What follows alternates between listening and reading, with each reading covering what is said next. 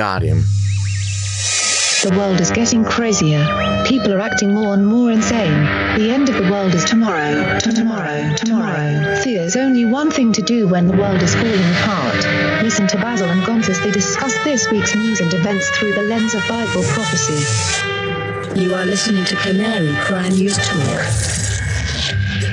You're listening to Canary Cry News Talk. Today is May the 3rd, 2021. This is episode 332.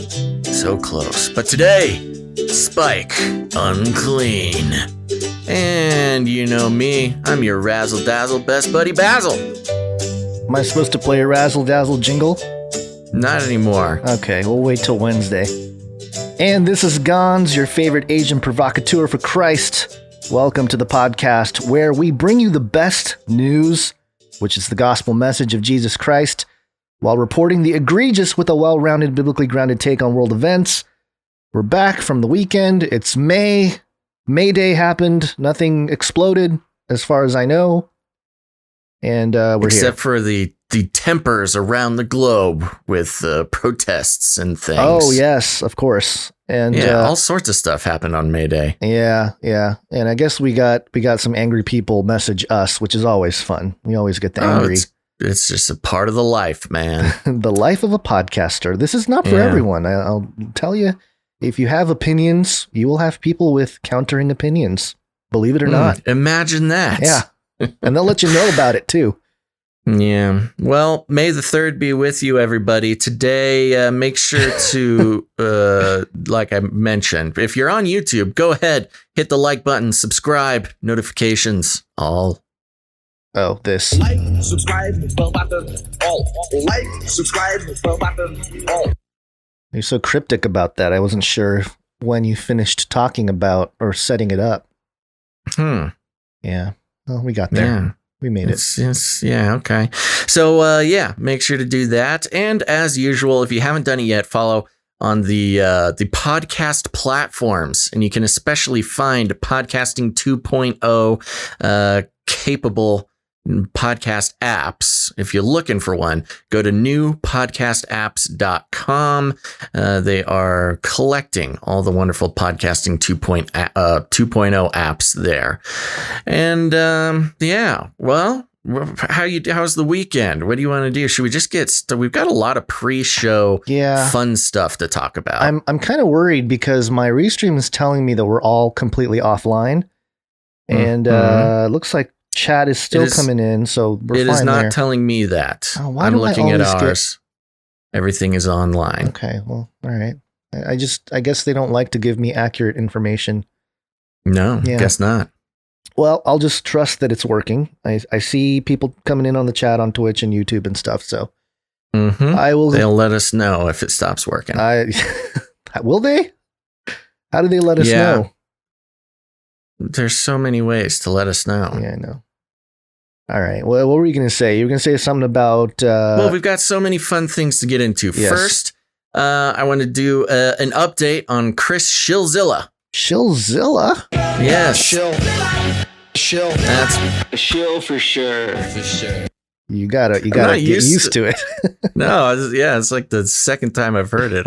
It's got a lot of false endings there. Yeah. I like it. It's exciting. So for those who don't know, Chris Shillzilla, his government name is Chris Cillizza. He's a CNN guy, has a YouTube show for CNN, and I like to keep an eye on him. He's got a lot of interesting things going on. He tweeted today at 8:52 a.m. Gonz.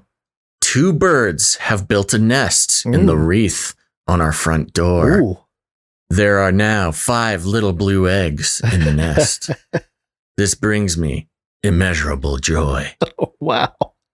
And, at first glance, I immediately thought that he's sending some sort of MK Ultra activation or perhaps some cryptic KGB instructions. But I think he might be talking about us, Gonz. 2 birds have built a nest in the wreath on our front door.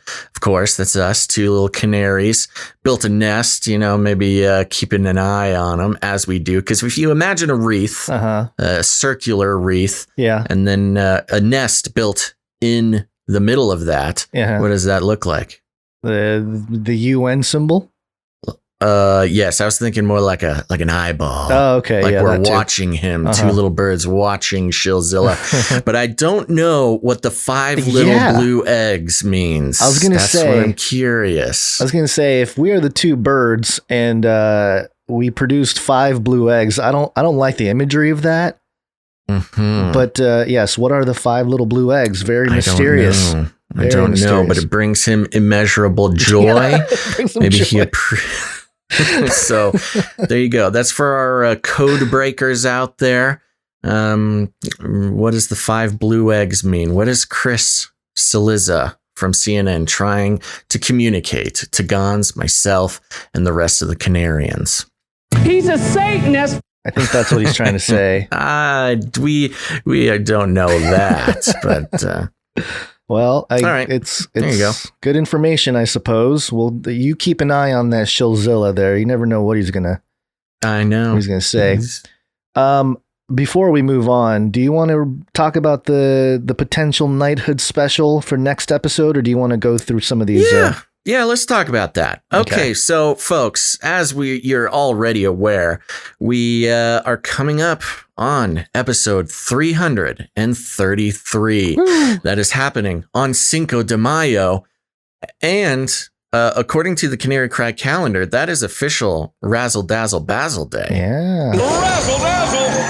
That's right. So it is an exciting episode this Wednesday, and we wanted to do something special. On episode 300, we did the Squire drive, where, for a producership of 300, you could get a spot at the Canary Cry Roundtable of Knights and Dames as a Squire. But we were kind of thinking, episode 333 only comes around once in the lifetime of a podcast. Yes. And because, of course, tracking 33 updates, 333 stuff, obviously a very special episode for our producers as well. And so we're talking about, and I wanted to open this up because producers, they kind of have a say in this. It's not just us making all the decisions, but we were thinking about making available for one episode only on episode 333 as a thank you to all of the producers and potential producers for making a 333 producership and extending that out to a knighthood or damehood at the Canary Cry Roundtable of Knights and Dames. Yeah, it's a good idea. I think so. Now, it does occur to me, and this is why we are opening up a very, albeit a very slim public comment window. The Canary Cry Roundtable of Knights and Dames is a very special elite group of producers of the show. And so, I thought, well, maybe do the other Knights and Dames, are they going to be angry that we sort of have this special thing and let some more people into the club? But on the other hand, more Knights and Dames, the better. Like, it only adds value to everybody to have more people sitting at the table. So there you go. I think we want to do this. This is, as of now, the easiest, most wide open the door to knighthood or damehood has ever been, for one episode only. The convergence of so many exciting things on episode 333. If you are a knight or a dame already, and you want to, if you have a big, huge problem with this, and we don't want to do things unfairly, send us an email by the end of this episode. Send us an email and let us know. All things will be considered if there's a strong enough backlash by our knights and dames. But otherwise, there you go, folks. Next episode is your chance for a one-time producership of $333. You can go straight up to knight or damehood. Very exciting. Yep, and the next time the threes align, it'll be episode 3,333. So yes, so only about 10 years from now will be the next opportunity for this. Yeah. So there you go. I thought it was very exciting. We won't even be counting money in dollars by then. We'll be asking for satoshis. Yeah, it'll all be in Bitcoin. Okay, there you go. Any questions from you, Gons? No, not really. I just hope it doesn't. Take away from people's Cinco de Mayo plans too much. You got some money set aside for some tacos that day. You might need to reconsider. Well, I mean, that's what makes the day so exciting. It's a great convergence. You can eat your tacos while listening to the show, while listening to yourself be knighted or damed on the show. It could be a very exciting time. So there you go. All right, cool. Let's move on. Just wanted to share a couple clips before you get into the Flippy update. This first one here. Real quick, I do want to. Sorry. Okay. I do want to make clear. Yes.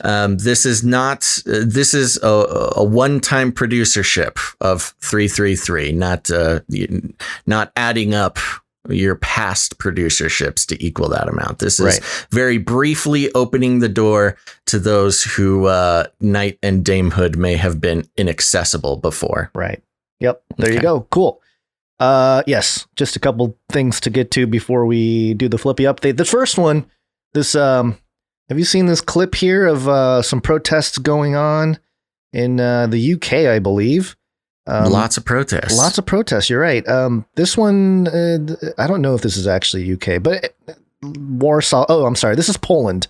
Downtown Warsaw, Poland. Okay. So there's some Catholics defending stuff, and then the crowd of LGBTQ, I think, came out, and well, I'll just play the clip. So we got bagpipes. Young Catholics defend the family, pro-LGBT activists gather and start barking. Yes, those are not dogs that you hear. Those are the pro-LGBT activists.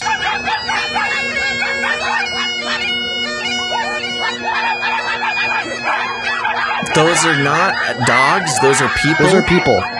Young LGBTQ activists. Okay. All right. Okay. I get it. It's annoying.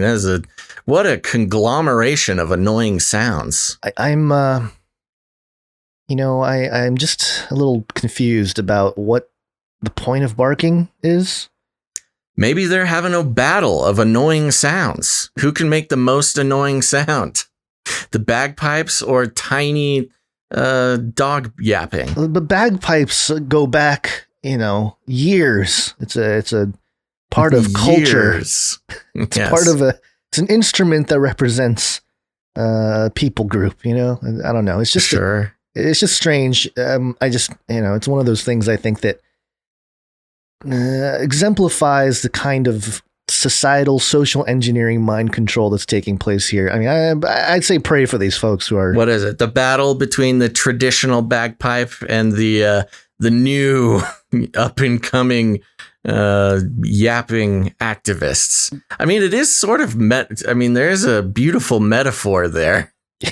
You've got the droning of tradition and the yapping of young Gen Z and millennial activists. It kind of reminds me of the story of Nebuchadnezzar, where he thought he was like a beast of the field, and he kind of lost his mind for a while. Mm-hmm. I mean, he came back though, So these folks, you got to pray for these people. You don't want to just leave them out on the street, Although I would never have them pick up their poop if they did poop on the street. Oh, yeah, that's a good point. That's probably coming next. That's where I draw the line. This other clip here, this one was going viral too. I thought some people were saying this is the hand of God, but I thought this was looked more like Thanos' glove from Marvel. For those of you just listening, it's a cloud. It really does look like a hand. I mean, you got your 5 fingers, including the thumb, and lightning strikes And I mean, it's a pretty epic piece of footage here. Very dramatic. Very dramatic. It feels like some of the audio was added, but I don't know. I mean, yeah, you can hear the thunder kind of in the background there. Yeah, no, it's a gigantic. It's what is it? What is the word? The ratio. It specifically looks like the gauntlet of Thanos there. Yeah. Well, wow, it's getting louder and louder, huh?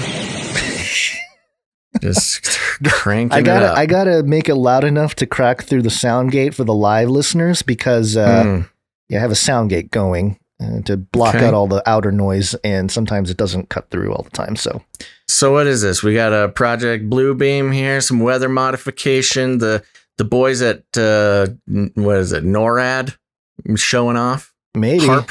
Yeah, maybe they're watching some Marvel and they're like, it'd be awesome is to create the Thanos's glove gauntlet thing and have lightning shoot out of its fingers. Real quick, have you updated the list of knights and dames on the website recently? I did. You did? Yeah, I thought I did. I could be missing someone. Why is somebody saying that they're not on the list? Sigra says he doesn't see himself on the list. I will add Sigra on the list. Yes, there we go. Okay, today, sorry about right that, now. Sigra. Yes. You're supposed to be on there. You just didn't get added for some reason. Yeah. Okay, well, I got a quick thing before we get into the Flippy update. Yeah, Quite the intro to this show. I see you added this. I did add this. Yeah. And this is the Babylon Bee. And of course, we've been following the Major Biden story, which I'm sticking to it. Something about that dog will become of utmost importance. I don't know how, I don't know when, but that dog will become the center of some issue. He's too violent. The violence is too much. It's almost metaphorical. I was thinking about this, Major Biden biting everybody and causing trouble at the White House. I was kind of thinking there's like a poetic sort of representation with, Joe being the president, but this wild dog he keeps trying to keep around, and he just loves him so much, but it keeps biting the hands that feed it. Mm-hmm. I'm like, what is it? Maybe Major Biden is a metaphor for like the radical left, whereas Joe Biden is trying to keep that moderate, corporate, self-interested Democrat vibe he's had in his whole history, but trying to keep the radical left around, but the radical left keep causing trouble. I don't know. Anyways, that's just something I've been thinking about. But Babylon Bee came out, and I just got to give props to the Babylon Bee. The headline, it's official. New White House cat to be named Chairman Meow. Move over, Champ and Major. There's a new pet in the Biden family, and he may be the ticket to smoothing over relations with China. The White House has officially announced the arrival of their new cat, Chairman Meow. Meow has been named after... Oops, wrong jingle. Sorry, this one here. There it is. Yeah. Meow has been named after the revolutionary communist leader who founded the People's Republic of China, Chairman Mao. Quote, "We are so excited to welcome Chairman Meow to the family," said a beaming President Biden. Quote, "We got him from Beijing. He already thinks he's in charge of the place. Ha! That rascal, always walking on the keyboard in the Situation Room, sending funny messages. And let me tell you, he smells great. Come here and let me sniff you, little devil," yelled Biden as he chased after the new pet. After a couple of early unfortunate incidents with Major, the Secret Service has been forced to divert a squad to protect Chairman Meow. The assignment has become highly coveted, as it never involves restraining the president from trying to punch a mirror. According to sources, Chairman Meow is already exercising his will over White House staff. He has already sent one caretaker. Critical error. He has already sent one caretaker to the labor camps after he failed to heat up his fancy feast to the proper temperature. When reached for comment, the cat responded by saying meow. So there we go. Good job, Babylon Bee. Satirical websites. If this is the first time you're viewing or listening to the show, we do talk about real stories. We don't just read entire articles from satire. Real quickly, I have updated the sheet or the page here, canarycryradio.com/knighthood. And there you go. Sir Sigra the Beast, Knight of the Silent Watch, has been added. CCNT episode 297. So thank you for that. And good. Yeah, our list is growing. Our list of knights is growing, and it can grow more. More Wednesday. at the table. Yep. Okay. All right. Well, I say we get into the real meat and get ready for the Flippy update. Flippy update. Do you want fries with that? Okay, folks, time for the Flippy update. If you're new to the show, let me explain. Flippy is our colloquial name for the disembodied robot arms that are taking our jobs, enslaving our children, and flirting with our spouses.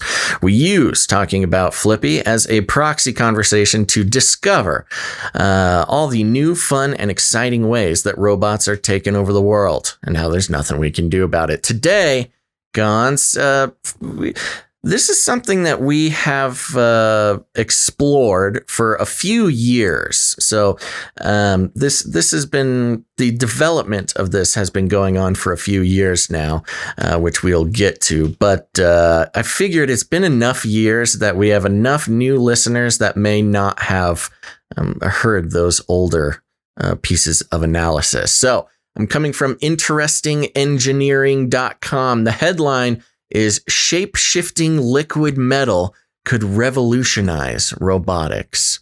Shape-shifting metal likely brings to mind images from Terminator 2 or even Avatar: The Last Airbender. But this futuristic sounding premise is a lot more fact than fiction. From self-healing robots to reconfigurable electronic circuits, the applications of liquid metal are only limited by the imaginations of scientists working with them. Let's take a look at some of the latest revolutions, discoveries, and innovations in this material. 2D morphing metal. In 2017, which we did cover this in 2017, but just for a review, scientists at the University of Sussex and Swansea University invented a way to morph liquid metal into 2D shapes using an electrical charge. Though still in the early stages of development, this team's research could open up new possibilities in soft robotics, smart electronics, computer graphics, and flexible displays. Because the electric fields used to shape the liquid are programmed by a computer, the position and shape of the liquid can be programmed and controlled dynamically. This is a quote, liquid metals are an extremely promising class of materials for deformable applications. Their unique properties include voltage-controlled surface tension, high liquid state conductivity, and liquid-solid phase transitions at room temperature. That one is the really interesting one. Liquid solid phase transition at room temperature. You know, it can be liquid and then solid, and then liquid and morph becomes solid. Almost exactly like Terminator 2. That was Professor Sriram Subramanian, head of the Interact Lab at the University of Sussex, in a press release.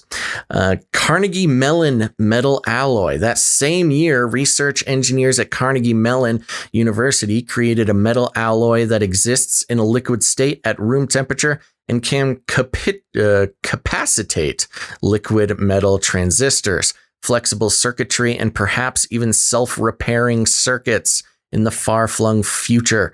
Created at the Soft Machines Lab at Carnegie Mellon by researchers Carmel Majidi, Michael Dickey, and James Wisman, this alloy is the result of a combination of indium and gallium.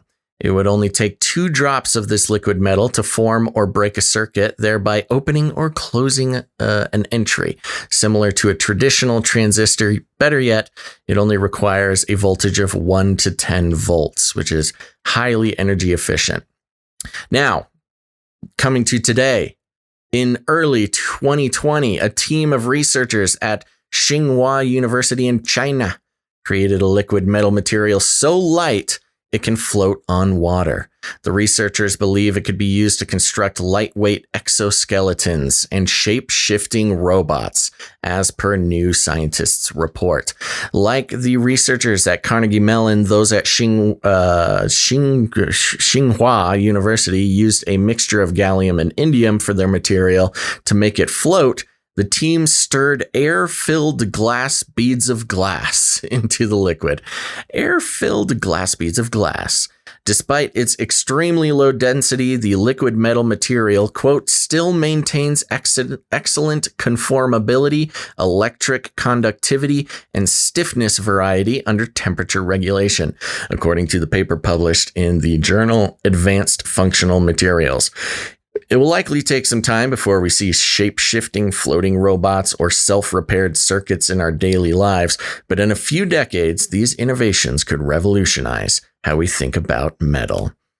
So there you go, Gon. Something we've been following for a while, but a nice little update here. Not only can they shape-shift metal in liquid form, but it's so light it can float on water. Yeah, it's very interesting. It's a good update because one of the stories that really got me interested in looking at Bible prophecy and how it relates to technology and even that conversation about aliens and some of the stuff that is included in all the stuff we talk about, transhumanism, was related to this type of thing. It was actually a story that I reported on in 2011. I feel old saying that. 2011 was the year that I started the blog, the facelikethesun.com blog, which is no longer there. But yes, this is a New Scientist article from September 2011. Lifelike cells are made of metal. And I remember talking about this because it was in the early stages of trying to create metal, metal-like cells, or like living cells. And, at the time they were like, hey, it's still early days. We're trying to figure it out, And, it's just one of those things that was in development. But now I guess it's, gotten to a point where it's a little more, viable, I guess, in the last decade. But all of it has to do with something that we read about in the book of Daniel, specifically chapter 2, if you go all the way down to around verse 40 and on. I'll start at 41. And just as you saw that the feet and toes were made partly of fired clay and partly of iron, so this will be a divided kingdom, yet some of the strength of iron will be in it, just as you saw the iron mixed with clay. And as the toes of the feet were partly iron and partly clay, so this kingdom will be partly strong and partly brittle. And 43. As you saw the iron mixed with clay, so the peoples will mix with one another, but will not hold together any more than iron mixes with clay. And I know there's like a more conservative interpretation of this, which is, hey, it's just talking about the kingdom of Rome and, because the statue represents all these different nations, and the toes, it's talking about the breaking up of Rome into these different parts, and there's a weak part and a strong part, and they mix together, but they don't hold. And yeah, I think there's something to that. But also, if you want to look at it, because a lot of these, it's not like a direct one-to-one interpretation.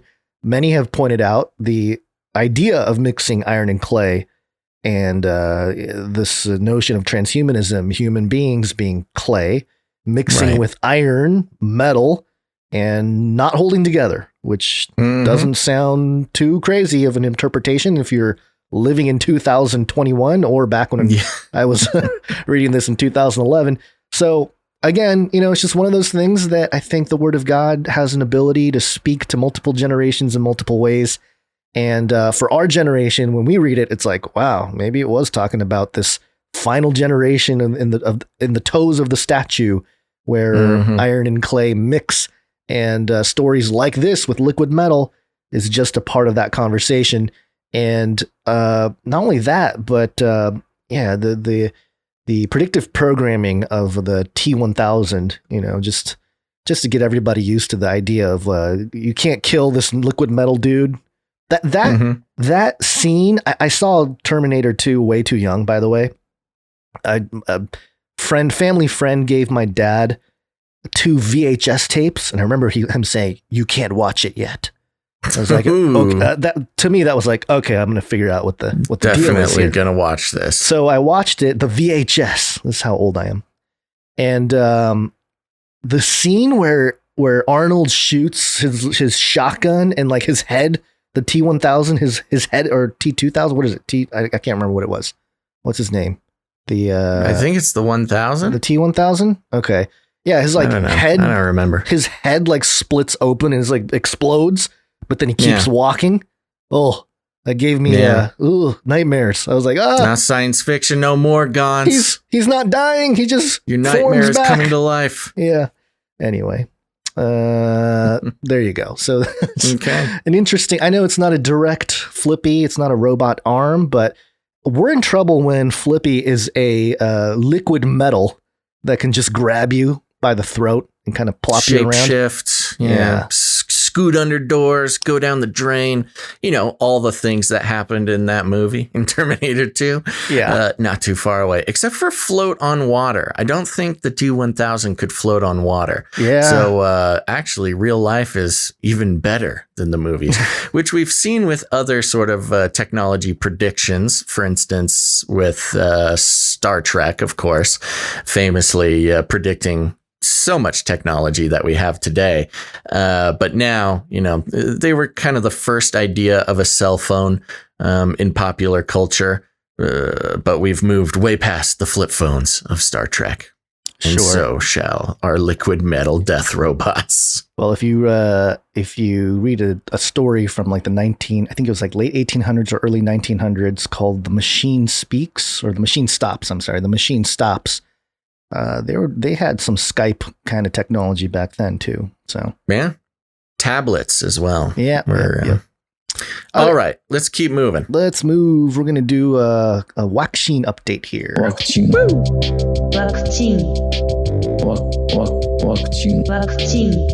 And the main story we'll get to a couple of them, but there's one main one that's kind of the punchline here of today's report on vaccines. But I wanted to share just a few things, a couple clips, a couple images to kind of get into it. First off, I saw this. Did you see this, Basil? This is a tattoo that somebody got. I saw this one, and I saw a number of other ones. It's a tattoo of the popular version of the spike protein, the circle with the the little things on the outside. Yeah, the coronavirus. The coronavirus. Artist's rendition of the coronavirus. It's got a ribbon in front of it that says COVID-19 March 23rd, or it says 23 March 21. Pfizer. It's a. So yes, this he got a tattoo over where he had gotten. His or her, I don't know if it's a male or female, but got a tattoo commemorating the date they got their Pfizer vaccine. Just so proud. There's a part of me, again, that we've talked about this over and over again, so I don't want to get into that discussion again, but we talked about how the vaccine is not the biblically prophesied mark of the beast, although there are elements that seem to suggest that it's similar. When people are getting tattoos of Pfizer on their arm, a literal mark, etching, as the word mark translates to, it's kind of like, yeah, okay, all right, I'll give you a few points there, because this is people are in love. They're in love with the vaccine. And Chili over on YouTube says, "Never get a lover's name tattoo." LOL. That's true. Yeah, I've seen quite a few of these things. One of the problems with this particular tattoo is they don't have their batch number. So they can't even use this as proof that they got vaccinated. I saw another one floating around that the guy had his batch number, his the little number that corresponds to the particular batch of vaccine you got, tattooed along with everything else. So, he doesn't have to carry around his vaccination card. Yeah. He can just flex his bicep and it's got all the information right there. Yeah, I see Bill Biller in the chat say it's not a vaccine, it's gene therapy. And we've had that conversation too. Oh yeah, we're not getting into that right now. I know. I just want to let folks know that we've had these discussions, and we'll just use the term vaccine for, as the popular verbiage being used for this technology. Well, you know, and we were talking before, that happens a lot when we start talking about something. I mean, we've got now 150 episodes recorded and posted over the year and a half now of the pandemic. And whenever somebody, you know, tries to convince us of something we've already covered before, it's a good thing to remember, because that just means they found the show recently. They're a new listener. Yeah. They haven't quite, caught up. So that's Sure. okay. Yep. Okay. Very good. So, yeah. People are loving this tattoo idea. I don't know. As long if people start getting it on their foreheads, I'm gonna say that maybe it is the mark. Yeah. Well, that's I haven't seen anybody get it on their forehead yet. Send us a picture if someone has. Well, it's interesting. It's like to go along with the idea that this sort of like cult-like following of specifically like certain brands, like Pfizer versus Moderna. Yeah. Who's the best? Pfizer, of course, has been on a influencer campaign, paying influencers to create social media content. And who knows, maybe these people got paid to get their Pfizer tattoos. But where was I going with this? Oh, it's cult-like, you know, they've branded themselves much like the recent Nexium cult debacle, where the members were being branded into the cult. That's kind of what's happening with this tattoo thing. Yeah. Yeah. We'll just have to pray for these folks. And I guess with the tattoo, it's fairly permanent, but at least you can tattoo over it. You know, you can just turn it into a solid block. You know, the laser tattoo removal thing is a pretty popular industry now and works fairly well. So, just if the science, the long-term science of this vaccine does turn out to be horrendous and horrible, the tattoo removal industry will see a boom. If not already. I mean, I feel like it's already seeing a boom. One, I guess, positive. You talked about protests going on. This is a clip from Montreal. It's an aerial view, but it looks like, I don't know, tens of thousands of people walking the streets of Montreal protesting over the weekend. Yeah, this was on May Day, I believe. The Canadians making themselves seen, making themselves heard. We've got some aerial footage here. Somebody flying a helicopter or a drone or something. And tons of people. I have not seen a count. And of course, mainstream media does not like to cover protests against lockdowns, because it goes against the narrative that, normal, good citizens love lockdowns. They love vaccines and lockdowns and support all government things. But Canada, there you go. All those polite Canadians coming out and letting the government know what they think about their lockdown hullabaloo. Yeah, and Canada especially known, I don't know if this is true, but known to us Americans anyway, as a little soft. That's what I've heard. The Canadians that I've known, they're super nice. They're super polite. I don't know about soft. I've heard people say they're soft. It's cold up there, man. They're all chopping down trees, fighting beavers. Yeah, but don't get into a hocky match with them. Playing hockey? Yeah, no. I don't know who you're listening to. Canadians are a strong people. But, like good old Theodore Roosevelt said, speak softly and carry a big stick. Yeah. So you've got very polite Canadians with their sharpened hockey sticks into spears, just waiting to be confronted by, some authority figure to tell them to stay in their house. I'm just trying to trigger people, our friendly producers. Don't worry, North. Canada. You gave me Canadarm2, the giantest robotic arm that is currently in space. You did your part, and I'm here to defend you. You strong, good-looking people, you Canadians. Okay, yeah, a lot of oil money up there too. Okay, so keep it up with all the protests. Montreal was not the only place. I believe there were other places around the world that were protesting. But just a reminder that the mainstream news, they really, They continue to want to scare people who don't have the jab. You So don't people say. assume Oh, this is Klaus. Oh yeah. Well, let's do Klaus first then. This is old footage, but just a reminder of what a good old friend Klaus said back on July 14th, 2020.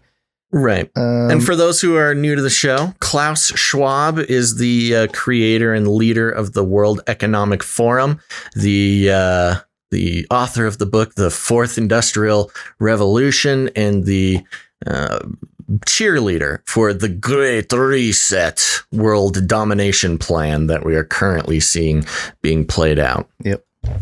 So people assume we are just going back to the good old world which we had, and everything will be normal again in how we are used to normal, in the old fashion. This is, let's say, fiction. It will not happen. The cut which we have now is much too strong in order not to leave traces. Cut. The cut. What cut is he talking about? Cutting what? I don't know. I don't fully understand. Was this him just saying we're not going back to normal? We're not going back to normal, but he's talking about the cut, which is Play that part again. okay. The cut which we have now is much too strong in order not to leave traces. So basically, the cut, it's leaving a scar on society is kind of what he's saying. That the cut of the coronavirus is so strong that we can't go back to normal. So just keeping we're that in going to be mind. left with a scar from the Is what coronavirus. Yep. Is it an etching on the right hand or the forehead? We'll have to see. Here's the mainstream media. This is CNN, I believe, live, scaring people that haven't gotten the jab. That Dr. Fauci and President Biden have been taking is a societal approach. They're saying there is the light at the end of the tunnel for all of us together. And when we can reduce the level of infection in the community, increase vaccination rates, that's when at some point, hopefully soon, but at some point, we can relax the restrictions. I don't know if that works for many Americans. For many people, it probably does work to say, yes, we're in this together. It's patriotic. We're doing this together. But I think a lot of people are thinking kind of selfishly, thinking what's in it for me. And they're not willing to wait until this elusive herd immunity. If we can tell those individuals who otherwise would not get vaccinated, if we say to them, the moment of freedom for you is when you get vaccinated, when you reach the 2-week mark. These are people who otherwise might not be vaccinated. So let's give them that incentive. Oh, yeah. So your freedom doesn't start until you get a jab and wait 2 weeks. Yeah, that's on. an interesting conversation she's having there, because she's saying, there's people who don't want to wait until this elusive herd immunity. And is this the woman who was saying we need to give better incentives to get the jab? Because of course, one of the complaints is, if you get your vaccine, you still have to wear a mask. You still can't travel. You got to stay, you're still subject to all the limitations that the government thinks they have the right to put on human beings and children of God. But is this the same woman? Is what I'm asking? I don't know, but she did write a column in the Washington Post, talking about providing more incentives. A lot of people are talking about incentives. Including money, including like paying people, give him $100. Well, it's interesting. Again, she's saying, you don't get your freedom until you get your vaccination, which is just a sick, wrong thing to say, and indicative of, someone who is a part of a system who thinks they have the right to control the freedoms of people. And it's funny because she's trying to come across as being reasonable and, hey, let's just get the jab, the elusive herd immunity. It's not that elusive. Don't worry, it's going to be fine. But this is very concerning, especially in light of what we've been seeing for the past year. And Dr. Leanna Wen, W-E-N, was the doctor that was speaking there. She's clearly a Chinese American there. And, another setup, I believe, to suggest that if you're not going to listen to this woman, then you are being a racist. You're being an Asian hater. Yeah, of course. So we've kind of been tracking that a little bit, that, anytime there's a authoritative figure, and they're Asian, especially recently, that they're setting up a lot of the country to be labeled as racists and haters and all this kind of stuff. Well, it's a classic move too. Hey, we're so good. We're so generous. We are such a generous master that, just get the jab and we'll let you live your life. But if not, then you're a racist and a white supremacist and a domestic extremist. And we got a special little cell in Gitmo for you. Yep. We didn't include the story, but did you see some of the headlines in certain parts of the country where FEMA was getting out their vans to get people vaccinated? No. Yeah, it's just some small towns. Just driving down the road. Yeah, they were saying windowless van, some hard to reach. Balaclavas. Yeah, they're talking about some hard to reach areas and how FEMA trucks will come give you the jab. It's like, oh wow, okay, we're here now. We're at that point. That's not like exactly the most terrifying situation that people have been postulating over for not just the last year of COVID, but FEMA and their, squads, their health squads coming for you and all those hard to reach places. Yeah. And just a quick thing here, more of a headline from BBC. And we've been kind of keeping track of India as well, and the fraud, I would say, of the explosion of the pandemic going after Modi over there. The headline from BBC: India COVID, quote, "Sister help us, doctor help us, you're God," the capital G. Yeah. A very religious situation. I also, I didn't include it here in my notes, but somebody sent me footage. And again, hard to verify this type of footage, but it was footage of some people in India putting soccer balls inside body bags and setting it all up before the mainstream media can come do their footage of like, oh, look at all these dead bodies from Corona. Yeah. And it was just kind of, camera footage. Low quality. We've seen this in past disasters. Yeah. Of course, there's the infamous crisis actors, but also, early stages of COVID, they were setting up, the hospitals are overrun. Yeah. The dead bodies are piling up. And you look at some of the hospital footage, and it's literal mannequins. Yeah, in the hospital beds. It's like, well, if you're overrun, why not just have a human there? Why take up a bed with a mannequin? Well, I don't know. Maybe the nurses can't tell the difference between a mannequin. Yeah, I've seen a lot of this stuff about the India staging of the photographs. Right. And it's, again, there's like this religious aspect of like, oh my gosh, you're God. Yeah, you are the God. That is a bit of a cultural thing in Hinduism with this sort of pantheism aspect of their religion there, that yes, God can be manifested in any person. Or a cow. But, yeah, sure. Or a cow or whatever, rock. So that doesn't surprise me, but hey, especially with India getting all the attention that it's getting right now. And, I don't know. I don't have the numbers right in front of me. I don't know. Maybe you have them in the tab or something, Gons, but the actual deaths per capita in India. Oh, it's way low. They're like in 80th place in the world or something. Yeah, it's very low. Yeah. This is all manufactured. I think it is a move against Modi. Yeah, it definitely is. Yeah. But the religious aspect of it doesn't end there. If you go to Forbes.com over the weekend or before the weekend, headline: Science, our COVID-19 savior, and manufacturers key to future vaccine success. So there you go. Our COVID-19 savior. I mean, I don't know. Why the religious talk? Why? Well, because it's the religious people who aren't getting the jab. Well, but if that's the case, calling the jab a savior is not the way to get. It's not the way to the heart of the. Certainly not for you or I or our listeners. But, these are government workers. They don't really know what they're talking about when it comes to actually knowing what the people want to hear. I guess they're just out of touch or whatever, because who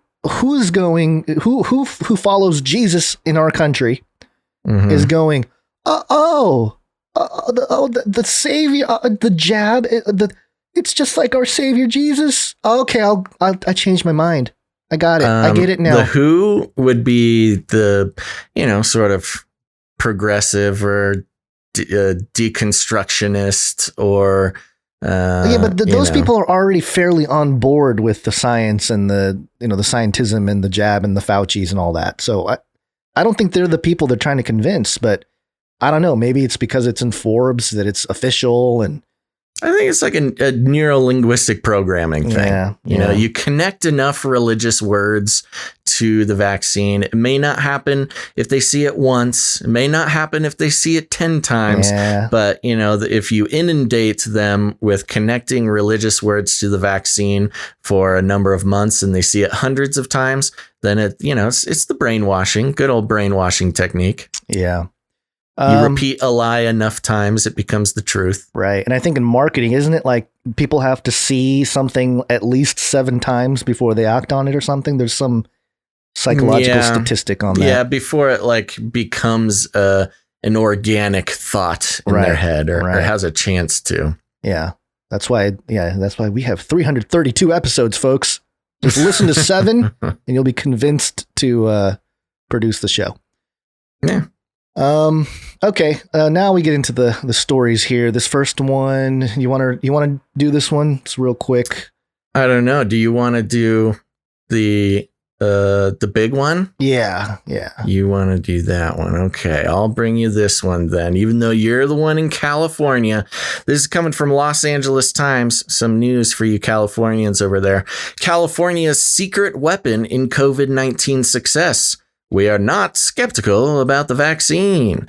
A number of factors have fueled California's remarkable turnaround from national epicenter of COVID-19 pandemic to having one of the lowest case rates in the U.S. But one weapon in its arsenal has gone largely unnoticed: Californians' general embrace of COVID-19 vaccines. I don't think that has gone largely unnoticed. In fact, I think it might be the most noticeable thing. Federal data indicates only about 11% of Californians are estimated to be vaccine hesitant. I am the 11%. Put that on my Put that on a I t-shirt. wonder what this federal data is, and estimated being a key word there. But okay. A lower rate than all but 4 states: Massachusetts, Vermont, Connecticut, and Hawaii. This relative lack of reluctance has undoubtedly been a boon for the state's inoculation campaign, though a Times analysis shows Californians in some of the state's conservative rural areas remain more disinclined to get the shots than their urban-dwelling neighbors. According to estimates from U.S. Department of Health and Human Services, which are based on survey data from the U.S. Census Bureau, the 7 California counties pegged as being most dubious towards the COVID-19 vaccines are Yuba, Del Norte, Plumas, Modoc, Siskiyou, Lassen, and Kings. None of those are surprising to me. The share of those counties' populations estimated to be vaccine hesitant, meaning they either would probably not or definitely not receive a COVID-19 vaccine when available, ranged from about 14 to 16%. By comparison, the rates in the least hesitant of California's 58 counties, San Francisco, Marin, San Mateo, Santa Clara, Contra Costa, Orange, and Alameda, were between 7 and 9%, federal estimates show. Interesting. Orange County is, they love the vaccine apparently down there, which is notoriously California's, one of at least Southern California's most conservative counties. Yeah, it's disappointing. Okay. That's all I have to say. I'm not heading surprised. over to this. I'm not surprised though, because number one, there's a large Chinese population down here, and just Asian population in general. And number two, I'm still seeing, and maybe this is across the country too, I see people driving with masks, 2 masks sometimes, Still, every day, every single day, I'm seeing people with masks walking the streets, in their cars, the whole deal. So yeah, well, California, you can't really get away with not wearing the mask. The social control is extremely high there. Yeah, although I go into grocery stores and I see people not wearing their masks and no one says anything, and that's when I take off my mask. In FEMA vans? No, not yet. And that's when I take off mine if I'm in a grocery store. And I haven't really had too many issues. So I'm surprised to hear that. Yeah. That's good. I think people just forget, maybe they're just, I don't know. They don't have somebody at the front with a box of masks or a sign that says, if you don't have a mask, just ask. No, for a while, a lot of that was taking place. But now it's weird because the general attitude is that this is all just nonsense. People I run into that I talk to, they're all saying, it's overblown. It's all nonsense. But then everyone's still wearing their masks and stuff. They're afraid of hate crimes. It's a melting pot for sure. Maybe that's what it was. Maybe they saw my Asian face and they're like, they short circuited, they're like, you're mad, but you're, I don't know what to do. So I'm triggering people. Yeah. Okay, go on. Sorry. That's the end of the article. Is it? Yeah. Oh, wow. I see a lot more, but it's okay. I don't think it's that. It's Let not too important. It's just numbers. Oh, there is more. Yeah, it's just numbers. Between 7 and 9%. Yeah, I mean, I don't think there's much to necessarily deconstruct here. It's just apparently the estimate, and they say it every time, estimated 11%. Estimated. So, okay. Well, you can estimate all you want. I'm not sure... not sure why it matters that much, but it's just California getting to brag a little bit. They haven't had a whole lot to brag about over the past year. You know what this is? What? Without mentioning it, this is a Newsom prop piece. Yes, that's what I was going to mention as well. It's Newsom science, baby! Out of all the blunders of Newsom this past year, he needed something at the very last second to give him a little boost in his recall election. We'll see what happens. If Newsom gets elected, he can't run. I'm sorry. If he gets recalled, he can't run for governor again, right? I don't think so. Okay. Yeah. I mean, who's going to vote for him at that point? Yeah, I don't know. He can because it only takes 12%. Maybe he can switch gender identities and come back. Oh, that's what you do. Yeah. He gets recalled, switches gender identities, changes his legal name. Yeah. And then can run again. Yeah. He'll be, Gina Newsom. Or something. I don't know. What's a more? I think you meant Gavina. Gavina. Yeah. All right. Well, there you go. That's a little local update. I again, it's such a melting pot here, and I tend to run into people that are pretty awake about the situation most of the time, but it's still just pockets of people. And a case of kind of like Israel was, like how, most people in Israel got the jab and so they opened up and all this kind of stuff. I feel like California is just kind of following the same tracks there. But the main story that we wanted to bring you here is from salk.edu. And the headline, the novel coronavirus's spike protein plays additional key role in illness.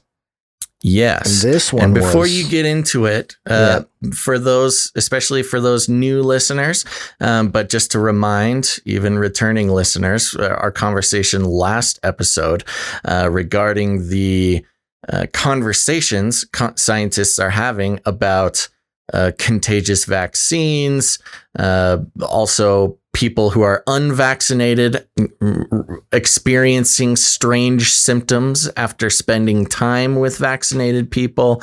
Again, none of this, you're not going to find any of this in the mainstream, although there are reputable scientists talking about it. Again, I'm not making any claims. Specifically, I don't have any evidence as of this exact moment that I'm speaking. But if you haven't heard, yes, there are some concerns around about turning one's body into a spike protein generating factory indefinitely. Yeah. And if there may or may not be any shedding that could happen, or what kind of effect that would have on the unvaccinated in the proximity of a vaccinated person. So we are continuing that conversation. Right. And the article reads, La Jolla. Scientists have known for a while that SARS-CoV-2's distinctive spike protein help the virus infect its host by latching onto healthy cells. Now, a major new study shows that they also play a key role in the disease itself.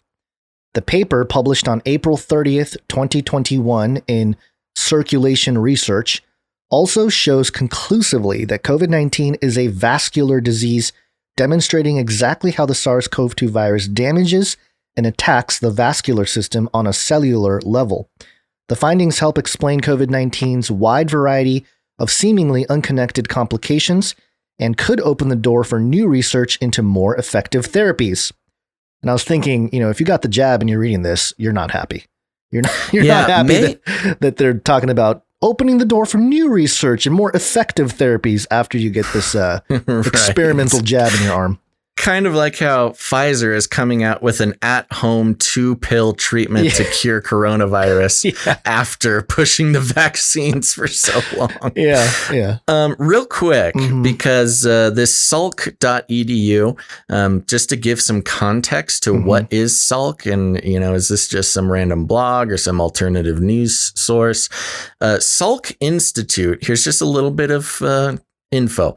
And this is on their own website. In 1957, Jonas Salk, developer of the first safe and effective polio vaccine, began his quest to fulfill his second dream, create a collaborative environment where researchers could explore the basic principles of life and contemplate the wider implications of their discoveries for the future of humanity. Gifted with 27 acres overlooking the Pacific Ocean by the city of San Diego in 1960, Salk partnered with architect Louis Kahn to design such a research center. What? Khan. He summarized his aesthetic objectives by telling Kahn to create a facility worthy of a visit by Picasso. Yada, yada, yada, with financial support. Picasso. Yes, must be a pretty trippy place. The major study areas are aging and regenerative medicine, cancer biology, immune system biology, metabolism and diabetes, neuroscience and neurological disorders, and plant biology. Salk research provides a new understanding of potential treatments for a range of diseases, from AIDS and Alzheimer's to cancer and cardiovascular disorders. Discoveries by plant biologists are paving the way to improving the quality and quantity of the world's food supply and addressing critical environmental problems, including global warming. The Institute, and goes on and on. So this is a mainstream place. They're working on global warming. The guy created the first polio vaccine. So this is not some weird alternative outlet. This is a respected mainstream research center. Okay.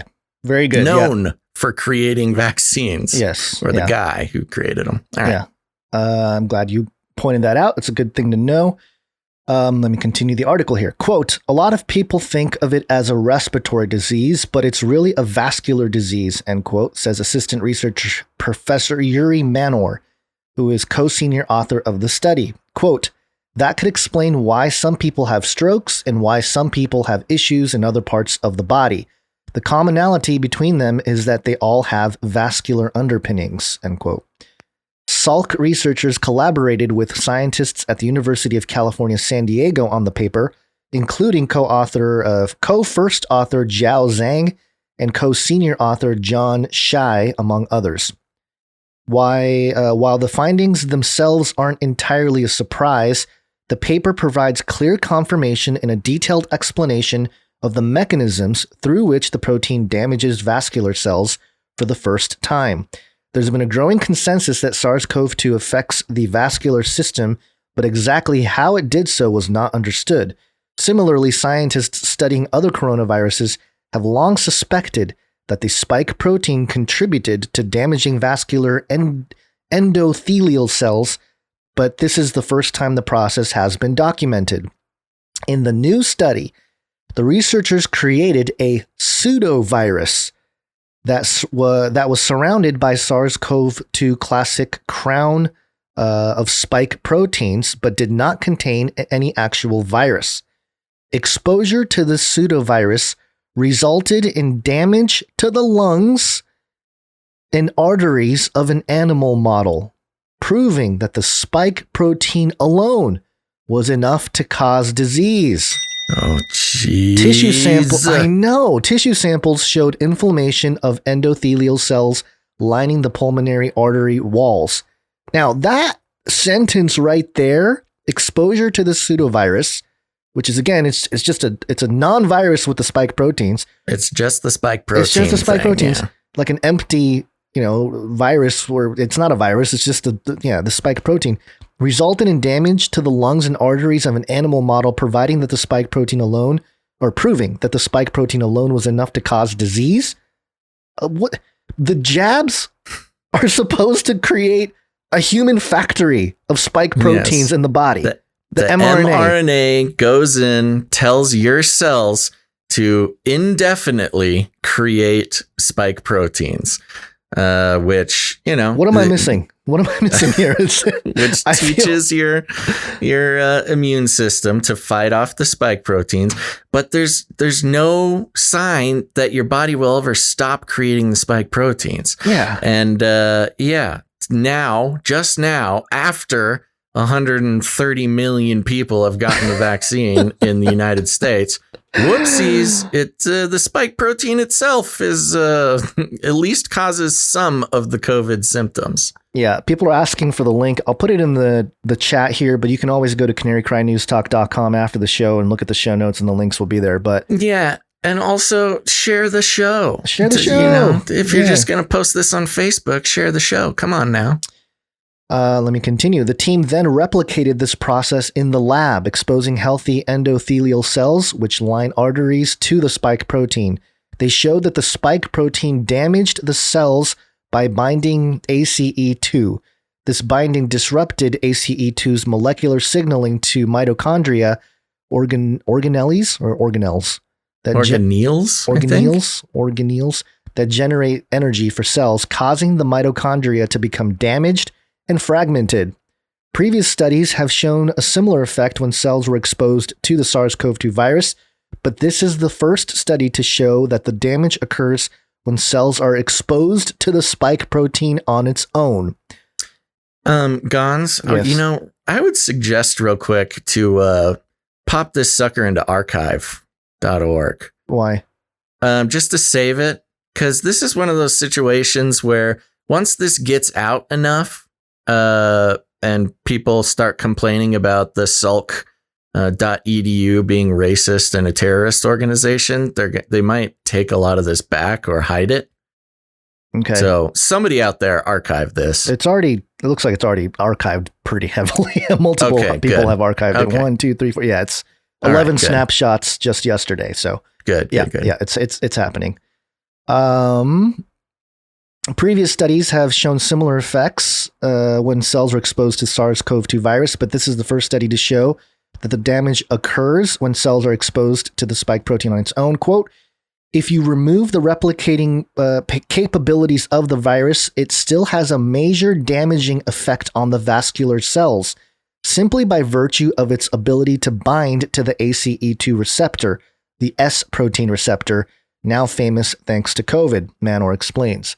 Quote, further studies with mutant spike proteins will also provide new insight toward the ineffectivity and severity of mutant SARS-CoV-2 viruses. The researchers next hope to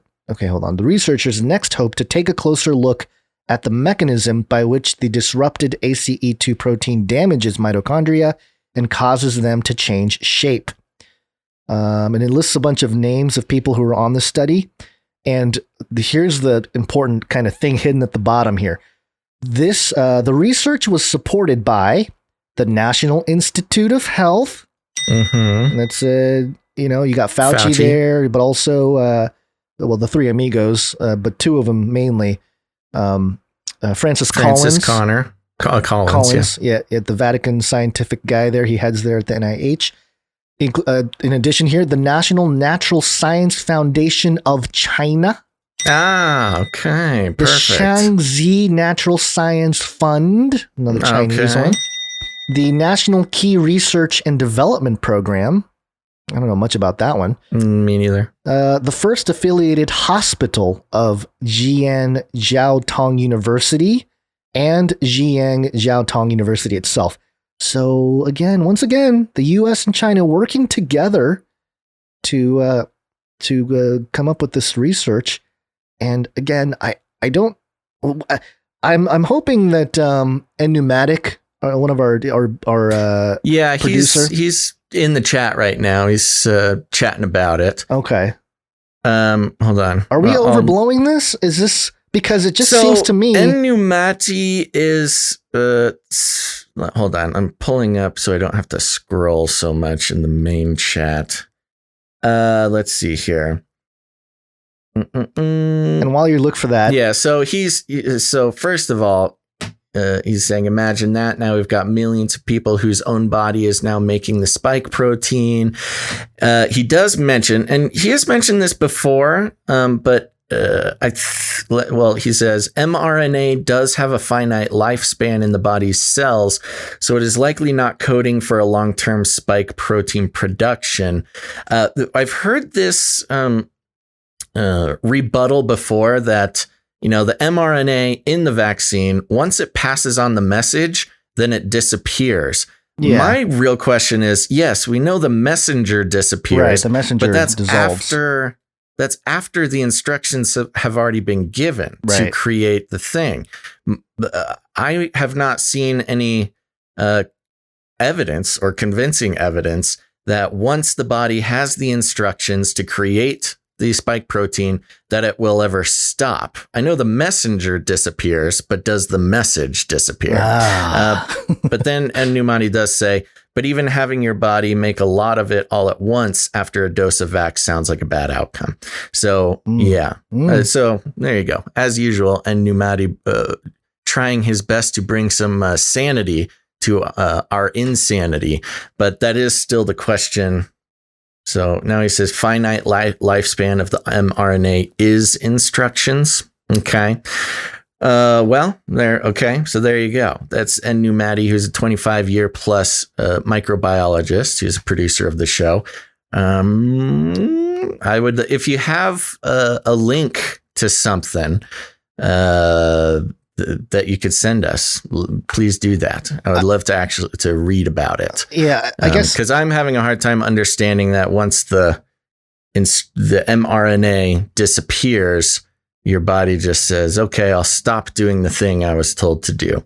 I would just like to understand that more. So if you have any sources, and Pneumati, please send them over. I guess that's an important adjacent piece to this in terms of the longevity after you get the jab. But my concern is that if your body is turning into a spike protein factory, is that itself going to cause damage to lungs and arteries, like it said on the animal model?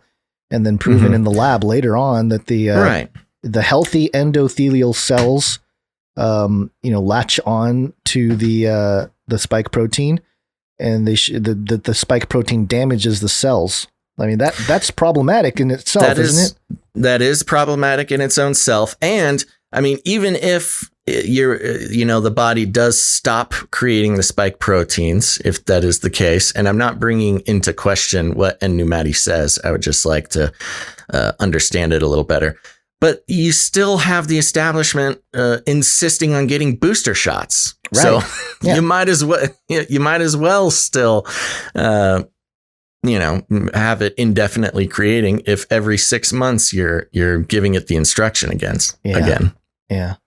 And this article has an image or I guess a picture of the control and then the actual spike protein. And it doesn't look like what we have been shown through the mainstream media with the ball and the spikes around it. That's not what the spike protein looks like at all. I don't know. I've seen some claims that they took a picture of it with a electron microscope, but those were dubious claims. But yes, this was an artist's rendition of what coronavirus looks like. What was I going to mention here? The one that I've seen a lot, it looks like a tree. Have you seen that one? The spike protein? No, I haven't. But I did want to bring up, just to be fair, because this word models comes up a lot. There's faulty models or computer models used in global warming that weather scientists themselves say, well, our models are just kind of the best we can, but there's a lot we can't work into the models. There's the models with computer models regarding the fact that they were estimating 2 million deaths in America through our models of coronavirus spread. And in this article, they are calling it animal models. Right. So, but it's not calling it a computer model. Yeah. So I'm a little confused. Well, yes. Are they asking these mice or like, hey, mice, you're beautiful. But here's the difference. Long neck. Tell me. Here's the difference, though. In the next paragraph, the team then replicated this process in the lab. So, yes, it was a model, but then they actually replicated this whole thing in the lab and confirmed it, which is my understanding of this. So, yes, it was a model where they found this information with the pseudo virus, but then they tested it and it basically came out. Actual science. And Imagine that's the thing that's weird is we never hear the team replicated this process in the lab. Like that sentence never appears on like the other models that we often hear about with climate change and all that other stuff. That's all usually just Al Gore pitching how we need to I don't know, drink baby blood or something to stay alive. Yeah. Well, there you go. I mean, look, we're not health professionals. We just read the mainstream science and pick it apart from there. And here you go. The Salk Institute seems to be a pretty highly respected mainstream, pro-vaccine, pro-science, if that's a badge of honor, that type of thing. And they themselves are saying the spike protein in the coronavirus is enough to at least cause a healthy amount of the symptoms that people are experiencing. Yes, when they test positive. So I don't know. There we go, man. Stay away from vaccinated people until we figure this all out. You know how people talk about spiking drinks? Yes. They spiked the jab. Got him. Nice one. Yeah. You connected the dots. It's Latin for many. Tick. They'll suck your blood. They'll suck Politics. your blood. Okay, folks, time for a little bit of politic talk. Those many bloodsuckers. We're going to start with a wonderful section over here on CNN.com. Their Facts First, which is sort of their fact-checking segment here. The headline is What It's Been Like Fact-Checking Joe Biden Through the 100 Days. It's been very entertaining. It's been fun to see who and who does not fact-check the president on his, not insignificant amount of blatant lies that he's been spouting from his very few appearances as president in his first 100 days there. So let's see what CNN has to say about this. Things have been quieter around here in presidential fact check land. Not because President Joe Biden is accurate. Not because President Joe Biden is accurate all the time. He certainly isn't.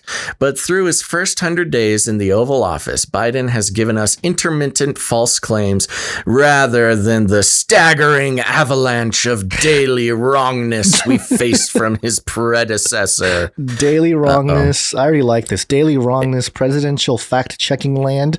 Sounds daily like a theme park. Wrongness sounds like something Trump would say. Oh, you know what I just thought of? You know how people are making all these virtual lands and with Decentraland and stuff like that? Somebody should make a CNN land, like a theme park, Mm-hmm. and they should have presidential fact checking land as part of it. You know, go in there and that'd be fun. Chris Shillzilla Zone. Shillzilla Zone. Yeah, it's just yeah. But here we go. But through his first 100 days in the Oval Office, Biden was giving us intermittent false claims rather than the staggering avalanche of daily wrongness we faced from his predecessor. So we're about 3 sentences in, and you can already tell what the entire point of this article is about. Yeah. By CNN's rough count, Biden has made 29 total false claims in his first 100 days, about one every 3.5 days on average. That's not cause for celebration, but I counted 214 false claims from Trump over his own first 100 days in office, more than 2 per day on average, and that was a very slow Trump period compared to what came later. Trump averaged about 8 false claims per day in the full year I tracked as a CNN reporter from August 2019 through July 2020. Trump was a distinctively prolific liar, so it's neither a surprise nor a compliment to note that his successor has been far more accurate than he was. And Biden also just talks much less in public than Trump did, according to data provided by CNN. By FactBase, a website that tracks presidential utterances. Biden said about 28% fewer public words than Trump through April 29th of their respective terms. When Biden does make public remarks, he is much more likely to be reading from a prepared text than the famously freewheeling Trump was. But Biden's prepared texts have been quite factual. Then, of course, there's the Twitter gap. Trump used social media service to deliver off-the-cuff and oft-incurated boasts and attacks. Oft inaccurate. Yeah. Biden prefers to post conventionally presidential messages, a large number of which do not contain checkable claims of any kind. Yeah, sounds smart of his handlers. When Biden has made false claims, he has tended to be ad-libbing rather than reading a text. No kidding.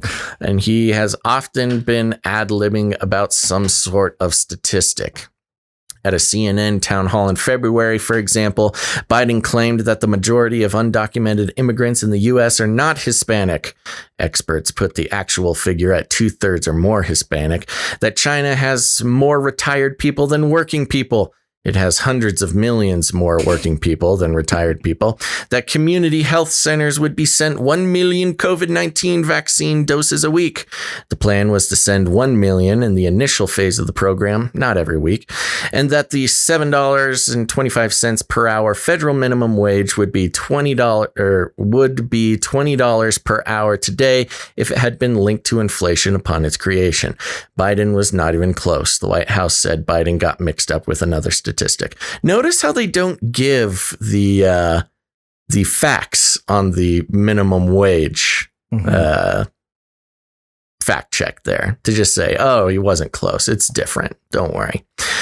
At a press conference in March, Biden claimed the U.S. was sending back, quote, the vast majority of families who arrived at the southern border. While the U.S. was indeed expelling the majority of all migrants encountered at the border, it was sending back less than half of the families in particular. In a March interview with ABC News, during which Biden got 3 statistics wrong, he claimed all of the tax breaks from his pandemic relief law would go to the bottom 60%. The think tank estimated he was referring to actually said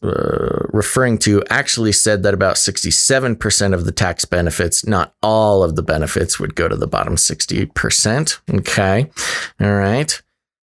I'm trying to think off the top of my head some other big lies that he's told. But let's keep moving. Biden's false claims have not been limited to numbers. Okay, let's hear it. In late March and early April, Biden weighed in on the hot button issue of the new Georgia elections law. Ah, yes, that was one of them. And he either deceived or didn't have his facts straight. And he either deceived or didn't have his facts straight. Kind of seems like they wanted to say he either was deceived. He went on deceiving. Deceiving to say he either deceived. Yes, that is CNN saying, yeah, he either was flat out lying or he wasn't. Okay, thank you, CNN. Wrongly suggesting that the law requires polling places to close at 5 p.m. While the new law does reduce voter access in other ways, Biden gave the law's supporters ammunition to argue the law's opponents were being dishonest. In an April speech on another delicate issue, Biden's push for notice how they don't bring up you can't give water to people voting in line, which is also a total misrepresentation of the law, and also a law that exists in most states. Electioneering, that's called. Let's continue. In an April speech on another delicate issue, Biden's push for additional gun control measures, he exaggerated about gun manufacturers' immunity from lawsuits, claiming that the gun industry is the only big industry that can't be sued. While gun manufacturers are shielded from liability over the unlawful use of guns, they can and have been sued for other reasons, such as negligence in their marketing practices, and vaccine manufacturers also have significant liability protections. Okay, good job, CNN. Again, putting it in a friendly way, but at least getting it out there. Biden has sometimes been inaccurate in his attempt to favorably compare himself to Trump. Talking about COVID-19, Biden said in March, quote, "A year ago, we were hit with a virus that was met with silence and spread unchecked. Trump's early rhetoric on the virus was deceptive, but silence is not true." Biden didn't specify that it was the Trump team that supposedly met the virus with silence, but that was his clear suggestion. Oh, gosh, that is just, ugh. I know. Okay, keep going. It's CNN, CNN trying to do their thing. Biden claimed twice that Trump eliminated the Obama administration's funding for Central America, while annual aid funding for Central America did decline under Trump. And while Trump did temporarily suspend aid in 2019, eliminated is an exaggeration. As the Washington Post and New York Times noted, Biden also exaggerated the extent to which the Trump-era federal government awarded contracts to foreign companies. And Biden has repeatedly claimed that Trump signed a tax law that gave 83% of the benefits to the top 1%. In reality, that 83% figure is a think tank's estimate for what would happen in 2027 if the law's corporate tax cuts remained in place, but its individual tax cuts expired as scheduled after 2025. Between 2018 and 2025, conversely, the think tank estimated that the top 1% would get between 20.5 and 25.3 of the benefits. He wouldn't call the 83% claim flat false. We wouldn't call. Yeah, I was going to go back there. We wouldn't call the 83% claim flat false. Depending on how Biden has said it, it has been misleading or lacking context. But it's worth noting that there's more to the story than Biden keeps suggesting. It's pretty hilarious when comparing the Trump, fact checks to the Biden fact checks. They basically are saying, without saying it, they're saying, yeah, but Biden's old, so give him a break. He just kind of said it wrong. Yeah, I was waiting for them to mention China, which they do in this next paragraph. Yeah. Some of Biden's false claims have been needless exaggerations, which I think you could say about a lot of Trump's false claims as well. Needless exaggerations. Boasting of how well he knows Chinese President Xi Jinping.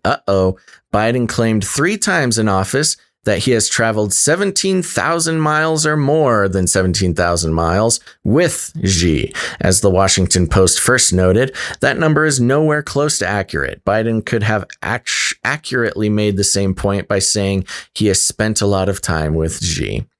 That's the bone they pick with China? Not that he mentioned how he's going to definitely go after the human rights violation happening to the Uyghurs. And then 2 weeks later saying, it's cultural differences. It's a cultural difference. Come on, man. Who am I to say that genocide is wrong in China? Yeah. Before Biden visited wounded members of the military at Walter Reed National Military Medical Center in January, he claimed to reporters that as vice president, he had visited the facility every single Christmas. Oh my gosh. In fact, there's evidence that he went on 5 of the 8 Christmases. He couldn't have demonstrated his commitment to the troops just as well by saying that. He could have. Yeah. I'm having a hard time. I'm missing some very tiny things here. Spellings and such. It's embarrassing. I apologize for these reads.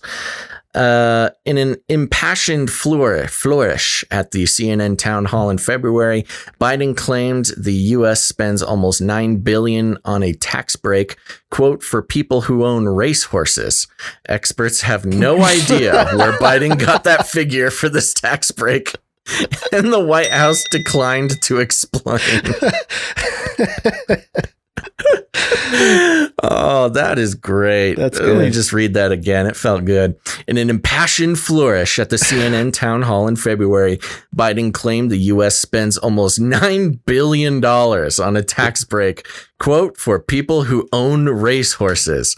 Experts have no idea where Biden got that figure for this tax break, and the White House declined to explain. You know what that is? That's to your point that he's old. He sometimes says things, exaggerates.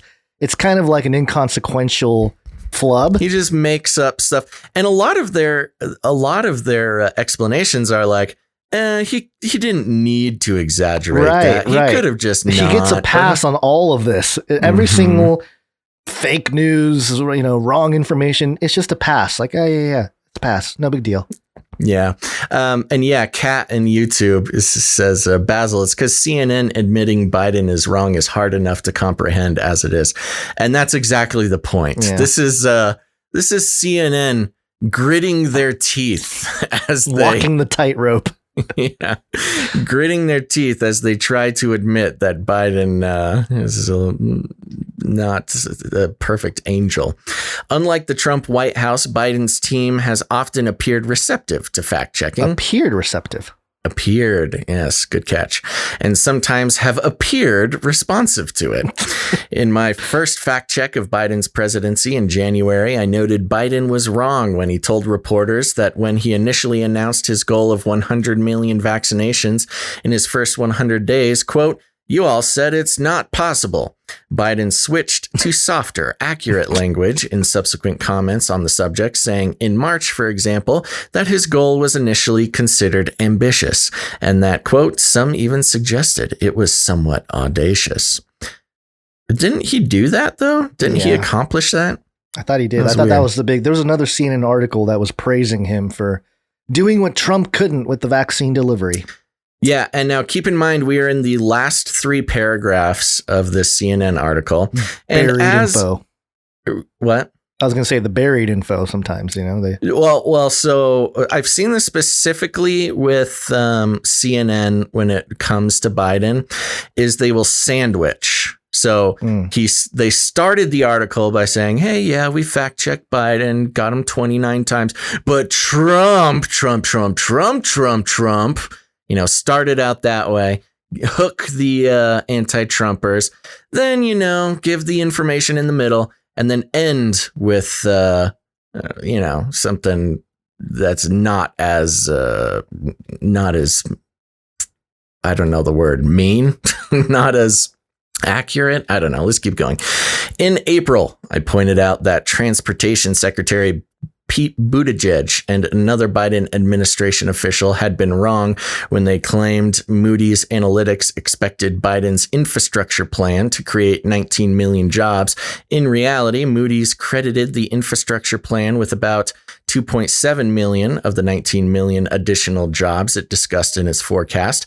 I noted that Biden's own description of the $19 million figure 19 million figure had been technically accurate, but still pretty misleading. And then something interesting happened. When Buttigieg was challenged on television about his inaccurate figure, he acknowledged his error and correctly explained the nuances of Moody's analysis. And Biden and the White House stopped proactively deploying the 19 million figure at all. Even in the narrowly correct form Biden had initially used it. We aren't throwing a party for the Biden team here. It would have been better if the administration hadn't got it wrong in the first place. But after 4 years dealing with a Trump White House, that appeared not to care about fact checking at all, the Biden White House's response was a welcome development. So there's the sandwich. You start out comparing it with Trump, then talk about Biden in the middle, and then end with Pete Buttigieg and Moody's Analytics and the Biden team. And then, of course, in the last sentence, bring it back to Trump. So classic sandwiching there. Takes a little bit off of the pressure off of Biden, while technically they can say that they fact checked him. Well, good job, CNN. I can picture them gritting their teeth as they type this and publish it. Yes, we have to. We know sound CNN objective. We know this was painful for you, but we're proud of you for trying. Yeah, all right. That's we're so gentle on CNN. You know, I think we're I think we trigger people that's because true. In this particular moment, we are ironically trying to give them credit. Sure. Yeah, I know. They're the easiest to deconstruct, yeah, which is fun because, of course, you know, a lot of good, honest liberals take CNN at their word, and they're just the easiest. That like in a media deconstruction class or a media criticism class in college, like you could use CNN articles as like first day lesson plans on how to break down an article. It's like a propaganda candy shop. You just go in there and pick anything and you're going to find something to deconstruct. And moving on here, there's something else to note about Biden and his big blunder, and that's a report from NPR. North Korea warns U.S. over Biden's, quote, big blunder. And it says here, North Korea warned on Sunday that the United States will face a grave situation if it continues to pursue its, quote, hostile policy toward Pyongyang's nuclear program. The statement, attributed to Kwon Jong-gun, head of the Foreign Ministry's Department of U.S. Affairs, comes as the Biden administration is set to unveil a new strategy to deal with the isolated Asian nation. The statement said President Biden made a, quote, big blunder when he called North Korea's and Iran's nuclear programs a security threat during a speech during a joint before a joint session of Congress on Wednesday. Biden said he would work with allies to address the threats with, quote, diplomacy and stern deterrence. The statement, published on a government news site, warned that North Korea could respond with, quote, corresponding measures. On Friday, White House Press Secretary Jen Psaki said the administration had completed a, quote, thorough, rigorous, and inclusive policy review of North Korea. She said the administration's goal is aimed at completely denuclearizing the Korean peninsula, something she noted the past 4 administrations had not achieved. The administration will not focus on achieving a grand bargain or rely on strategic patience, she said. Former President Donald Trump sought to develop a personal relationship with North Korean leader Kim Jong-un with the goal of striking a grand bargain to curb the country's nuclear program. This was a dramatically different approach from that of former President Barack Obama, who believed patient diplomacy would prompt change in Pyongyang. And pop-up. Go away, pop-up, NPR. Get out of here, pop-up. North Korea's latest comments indicate its determination to continue its nuclear program. Analysts expect North Korea to test Biden's mettle with provocative actions. It launched 2 short-range ballistic missiles in late March. And so there you go. The saber rattling continues with North Korea there. And, he's going against his own thing about Asians. I guess the whole thing was Asian American, but I don't know. It's just another one of those things you got to keep in mind over his foreign policy dealings, because obviously Biden is not in charge of it. He doesn't have his own ideas on how to deal with something like a North Korea. There's a lot of the... I mean, can you summarize that for me? Sorry, I was doing something on our docs here, but it sounds like he's just, what is he trying to act strong? Yeah, I mean, he's just basically saying that, he's going to try to end the nuclear program. Of course, North Korea's nuclear program, that doesn't go well with them. So, they're going to Fire off some missiles probably to scare the world. Yeah. I mean, it's interesting because North Korea was one of the main campaign points about or from the Biden campaign about how, oh my gosh, did you see Trump actually went and talked to them? And, was just best buddy. He loves dictators, doesn't he?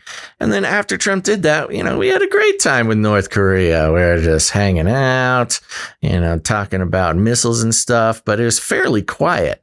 But as we saw with many of especially the countries in that area of the world, the second Biden came in office, they're like, oh, we know this old softy. And they all started up their shenanigans again. Yeah. Yeah. And in the paradigm of foreign policy, or not even the paradigm, like the bubble of foreign policy, because obviously all of this is staging, I don't think North Korea would necessarily try to pull anything off. And if they did, that the place would just go, the US or whoever else has nuclear weapons aimed at them would destroy them, basically. Well, it's interesting because North Korea, especially and I'm talking about how it's presented to the American public. Right. That's kind of what I'm trying to get at here is having this conversation in the context of the political, realm, because we know the world's a stage and all that kind of stuff. We don't need to reiterate that point, but go on. It's often used as a distraction from China, because it's kind of in the same place and you can always go to nuclear bombs. Oh, North Korea, they're doing nuclear missiles. Who cares about some chip factory in China that's, creating spy chips and putting it in all of our computers because North Korea, they're getting nuclear bombs. Yeah. When in reality, North Korea is such a minuscule, even simply on a military threat level, North Korea is fairly minuscule compared to military threats from China. Yeah. Well, speaking of China. Welcome to Chinese News! This is a website called bitterwinter.org. It's probably not the most, mainstream source. Okay. But I thought I would include it because it's interesting here. The headline is Xi Jinping, quote, Marxism is winning the global ideological war, end quote. Did you know he said that? Who said that? Xi Jinping? Yeah. Sounds like something he'd say. Mm-hmm.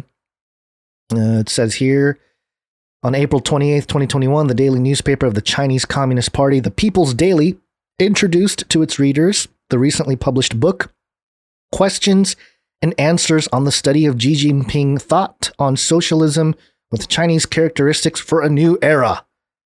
It's a very long title. Published by the Central Propaganda Department of the CCP. It is yet another book whose study becomes mandatory for party members, government employees, teachers, university students, and many other Chinese. What is interesting in the book for international readers is the strong emphasis on a vision of the world that remains firmly rooted in classical Marxism. While China often accuses the United States of promoting a new Cold War, in fact, the book is filled with Cold War language. The world, the book says, is an arena for the, quote, competition of two ideologies and two social systems, Marxist communism and bourgeoisie democratic ideology and capitalism. Ooh, the bourgeoisie. The, quote, laws of human social development revealed by Marxism predicted as much. History, Xi Jinping assures us, should be interpreted through, quote, the fundamental point of view of historical materialism. The historical, quote, truth should be determined by applying Marxist tools. In fact, quote, Marxism himself is the truth, a truth that's scientific, popular, practical, and open, and its brilliance as truth is constantly manifested in its continuous development through times and practice, end quote. In fact, Xi Jinping explains when the CCP uses the word truth, quote, this truth refers to the truth of contemporary Marxism and the law of social and historical development as formulated by Marx. Marx believed that the ultimate outcome of the epic struggle between communism and bourgeoisie democracy was not in doubt. Communism will win. Yet, after the collapse of the Soviet Union, many doubted. Some lost faith and suspected that Marx might, after all, have been wrong. Happily, Xi Jinping assures us China reversed this narrative, and this, quote, miracle is happening right now, with the whole world looking in astonishment.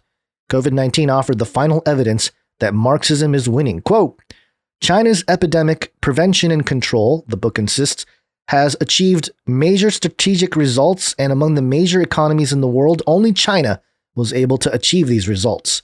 The economy is growing, and it has delivered an answer to the crisis that pleased the Chinese people, attracted worldwide attention, and will be recorded in the annals of history. End quote. You know, that kind of sounds like, for some reason, maybe it's a translation or something. It sounds kind of Trumpish, you know? And there's like a myopic view of your own country and nationalism. I don't know. I know there are different ideologies. I get that, but there's something to be said about that. China is now at, quote, the center of the world stage, and the leading non-communist countries are being pushed to the side. This, quote, demonstrates the vigorous vitality of scientific socialism with irrefutable facts, end quote. As a result of Xi Jinping's dual victory against COVID-19 and the economic crisis, quote, the number of people in the world who look at Marxism and socialism as solutions and believe in them is constantly increasing. The historical evolution and competition in the world between two ideologies and two social systems is being solved in favor of Marx. The conclusion cannot be avoided. The book concludes that, quote, the CCP is invincible. No force can stop the progress of the Communist Party of China, end quote, towards the global victory of Marxism. And those who stubbornly deny that Xi Jinping and the CCP are communist and Marxist will continue to play the role of useful idiots in this struggle. So, again, not the most mainstream outlet here, but I don't know how we can get any information about a book that was written in China and handed out to the Chinese people if it wasn't for a website like this. And assuming that it's accurate, no surprises really. But it's just something to point out that there's a lot of rhetoric that, again, I use the word myopic because it's just so like pro your own party. There's a nationalistic bent to this. And it's almost like getting people to really buy in, this kind of propaganda within their own borders there in China. So interesting to point out. And of course, they're going to think that they got Biden in office in America. They're for sure thinking, oh, man, we did it. China. We did it. We won. The CCP are giving each other high fives. We got the old man in the office. We got the camel toe ready to go in the back there. And you're right. This is a pretty impactful, whether or not it's true, which of course, much of it is just Chinese CCP propaganda trying to make, praise to the party there. But yeah, when the election of Biden is seen as a victory to the CCP, it makes it pretty questionable. But you're right. It is kind of lucky that we're able to find this publication that is for, mandatory distribution amongst party members in China, because it not only is it an interesting look into how they are framing the world view for Chinese citizens. But, there's also something to be said about the parallel between, the whole conversation around American exceptionalism. I would say the difference is, for better or for worse, the subtle complexities, both pro and con of American exceptionalism ideology. We don't consider everything that happens in the world as a win for America. Yeah. And that's a little bit different. That's kind of the beauty of the the continuous embattled nature of American political ideology. It's not just, everything that happens means we're the best. At least there's some conversation going on about the ups and downs of different world events. And, I don't know, according to the CCP, that's a weakness. But I think it's part of what makes America I would say, stronger in a long-term sense, or at least better to live in. Imagine, well, it doesn't matter if it's Biden or Trump, but I'm going to use Trump in this example. If Trump handed out a book that everyone has to read, to agree, or to have a job in government or in education or whatever, and I don't know, and he was people called him Hitler and stuff, it's right? It's like who's worse here? But again, it's just one of those interesting things because it's a battle of ideologies, and I would say the propaganda infiltration into our institutions in America has worked beautifully in the last 30, 40 years. And it all came to a head. And this is why Trump was able to get elected in the first place, was he was calling this stuff out. And was he able to take it down? I don't know. I don't think so. He probably did some damage. He probably did some damage, some in terms of the Chinese agenda in America. But I also think in the stage of politics, that was one big reason why we had the Corona thing pop out anyway, was they needed a lot of polarization. And it's a good reason to bust out a pandemic that shuts down the entire world economy. This happened to work out well for great him. Excuse. So, well, why don't you hit that Chinese news again and a 33 update? Welcome to Chinese News! 33 is the number of completion of the Great War. Going to combine here Chinese news and a 33 update. And this is coming from zdnet.com. The headline is China calls out 33 apps for collecting more user data than deemed necessary. Oh, they what? Look, collecting look what they're they're collecting too much. They're calling out companies that collect too much data unnecessary. Specifically 33 of them gone. So, you've got a nice little signaling number there. Yeah. But let's see what they have to say. Published on May 1st, by the way. Yes, on May Day. A layer, yeah. Yes, so there's many layers of elite messaging going on here. China has called out 33 mobile apps for collecting more user data than it deemed necessary to offer their service. These companies, which include Baidu and Tencent Holdings, have been given less than a fortnight to plug the gaps. A little hidden joke here, again, with just a breakdown. Tencent Holdings is an app developer that creates some very popular games in the US. I might want to check here real quick. Tencent, I believe, creates a number of games. I want to say they're involved in a game called PUBG.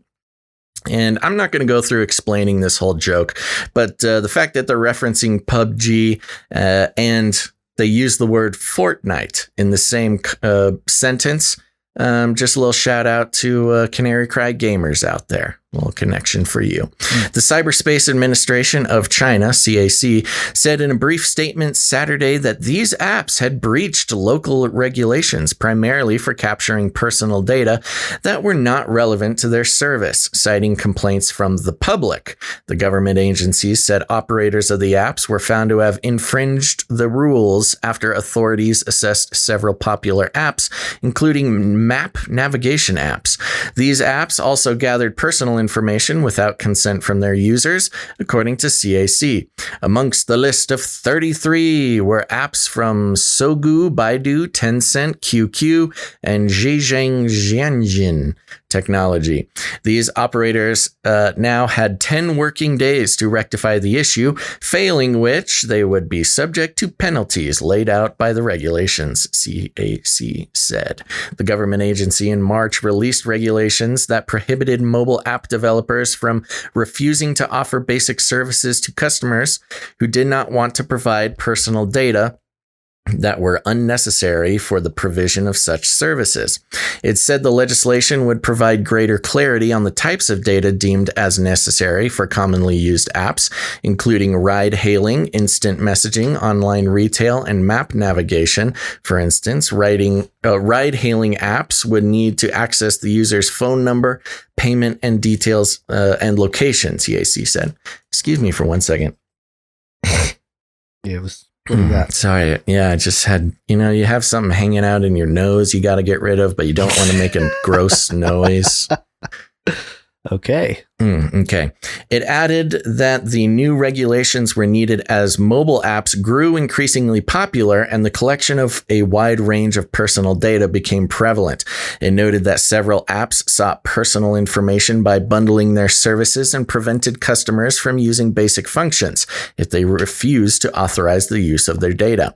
The legislation would regulate these operators' access to data and safeguard consumers' personal information, said CAC. The Chinese government in recent months had ramped up efforts to crack down on tech monopolies and their increasing influence and safeguard consumers' rights on digital platforms. E-commerce giant Alibaba Group last month was hit with a record 18.2 billion yuan, that's $2.77 billion, fine for breaching China's antitrust regulations and abusing its market dominance. The country's state administration for market regulation said Alibaba had been abusing its strong market position since 2015 to prevent merchants from using other online e-commerce platforms. Such practices impacted the free movement of goods and services, infringing on a merchant's business interests, and were in breach of local anti-monopoly laws, the government agency said. So this is a very interesting development. I know, China monopoly laws might not be the most interesting thing right off the bat. But of course, just to reiterate, we've got the 33 messaging number put in there. And for those who might be new to the show, we point out these 33 things because there's a lot of them and they are always connected to very specific trends. They're put into stories connected to trends that are of particular relevance. And the theory behind this, and I'd say it's a pretty tested theory, is that it's used as messaging for elites, which means, whatever's written here, there's another layer of something going on. So just wink, wink, nudge, nudge. Now, we don't claim to know exactly what that messaging is or says. And I think anybody who claims to know exactly what a 33 messaging number means is, I don't know, not saying it's malevolent, but I would question how exactly they would know the exact interpretation of an Illuminati messaging number. Well, yes, I'll share this. Okay. And I was kind of digging around yesterday. There's a group called the Tiandihui, the Heaven and Earth Society, also called Hongmen.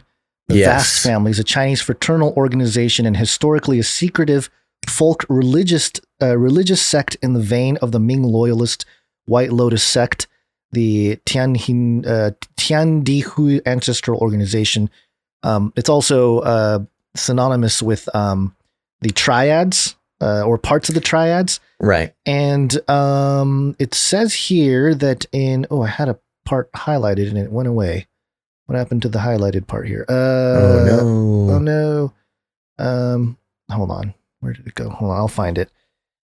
Here we go. Real quick. Oh, here it is. During the late 19th century, branches of the Hongmen were formed by Chinese communities overseas, notably the United States, Canada, and Australia, where they are nowadays known as Chinese Freemasons.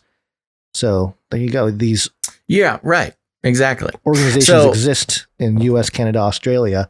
Yeah. It's the Chinese arm of the Freemasons, and I'm sure they have similar connections with the historical Illuminati. Mm-hmm. But yes, again, we don't claim to have working knowledge of the organization of these groups, but they certainly work on the same messaging numbers. So, and this is interesting, particularly because this goes against everything we know, and not just us, but also, Chinese experts in Chinese policy. This anti-monopoly thing is, cracking down on monopolies is really goes against how China loves to operate and has been operating for quite a while, which is, big companies they get big in China because of the support of the CCP. So a monopoly you can't do big business in China without the blessing of the CCP. Mm-hmm. In fact, most corporate headquarters, including of all these companies here, most corporate headquarters have a special office, the CCP party office. So it's kind of like an HR department. You have your HR department, you have your accounting department, and you have your CCP department, which is staffed by officers from the Chinese Communist Party. And so they have sort of a direct input into your decision making. They have a direct line of not only communication, but of information gathering. So every single one of these companies only was allowed to get that big because of cooperation with the party, and also at a lot of times from specific instruction from the party. And so this whole thing, punishing companies for being monopolies, is pretty.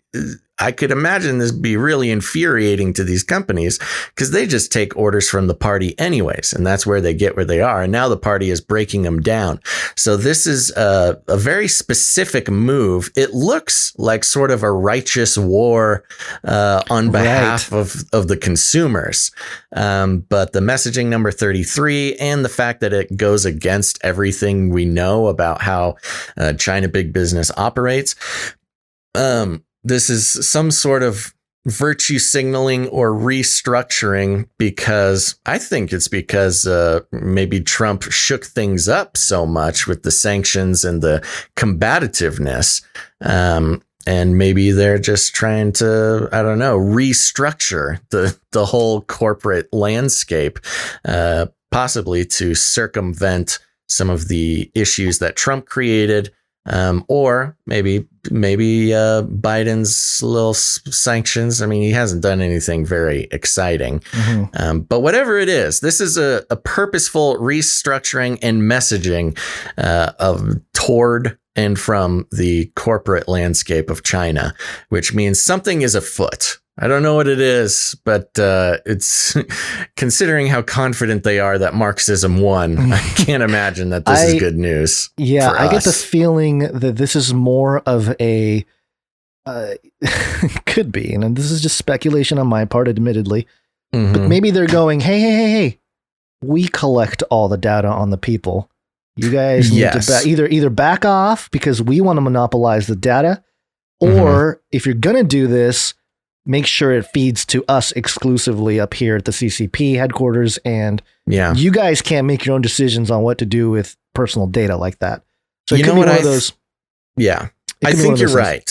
I think you're right. Now, I think that the data was already being captured by the CCP. But this is let me try to paint a picture and see if this makes sense as well. I think that they are cutting back on all these companies that they've been propping up and benefiting from to make room for something new. And so they can get points, with the citizens of China, like, oh, good, look, the government, they're cutting back on all this corruption and data gathering. The other aspect of it too. Pruning. It's more pruning to make way for either the government specifically to come out with some companies or products, or somebody's got something in the pipeline that needed a little space to grow. You know what I think this is? I think this has to do with the digital yuan. That fits perfectly. I think you're There's right. a headline here from InsideBitcoins.com. China partners with Alibaba's Ant to push digital yuan amid regulatory issues, Ant and Tencent to help in development of digital yuan. So, that's so interesting. You know what? They're probably just changing the infrastructure. And why not get some good press from the people, not just in China, but from around the world of like, hey, look, we're monitoring, we're not allowing this big corporate tech kind of takeover thing here. We're pulling it back. Meanwhile, they're going to roll out the CBDC. That's a central bank digital currency where they can track every penny, or I guess every yuan that they use. And, a point to really think about here, because people have talked about like, hey, Bitcoin is just as bad. You can track it and all this. The difference with like a Bitcoin and with a digital yuan is that, yes, you can track Bitcoin, especially if you dox your public key or your wallet. Like, hey, I run this wallet. The difference is with China, the CCP can not only track you, but they can literally take the money away from you. They can say, oh, we don't like what you did here with your social media post. So, we're going to pull back the money. You have no money anymore, which is different from Bitcoin. There's no central authority that can say, oh, you can't use this money anymore and pull it back. That's the big difference. I know it's nuanced, and I know it's, people always have discussions about everything digital is bad and all this. But those are really important differences when it comes to the talk about digital yuan, the talk about Bitcoin and digital currencies in general. But yeah, I think maybe that explanation definitely fills some gaps. Yes. Yeah, no, that's very interesting. Yeah. And with, there's been increasing amounts of American companies either being sanctioned out of Chinese economy or choosing to bring manufacturing infrastructure to the United States. Sometimes that's at the pressure of the U.S. government, because we ran into all those problems with, mask manufacturing. We're currently in a big debacle with chip manufacturing. All the chips are made in China. Right. Yeah, it could be just a way to appease the American public. It's propaganda for Americans. Right. So you've got all this American business getting pulled out. And it's funny because this anti-monopoly thing is so not Chinese. Like ideologically, it does not fit with their MO. What it does fit with is the American MO.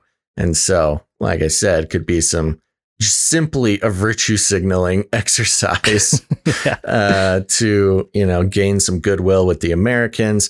Throw the 33 messaging number in there so they know, we're all part of the same club here, and take it from there. Yeah. All right. Well, let's take a break and stick around, though, because we got some good stories after the break. We have a Klaus Schwab clip, especially if you speak French. We welcome you to stick around and help us. We have a Neuralink story. We have a NASA simulation story, just to trigger all you flat earthers and space believing folk. I thought that story was really interesting. Story from Pharmakia. Space believing folk. Such a great social justice way to put it. I know. We have a Pharmakia update and also an artificial intelligence update. So stick around. It's break time. Come on, take a break. Okay, folks, time to take a quick break, but don't go anywhere, because you heard Gons gave the great breakdown of the second half of the show. You're not going to want to miss it. But before that, we want to thank some of our producers. That's right. I said producers, because we are on the value for value model, folks. You may have noticed no advertisements, no affiliate codes, no nuclear vitamin enhancements, testosterone increasing supplements, nothing like that. Nope, we are entirely funded by producers of the show. That's right.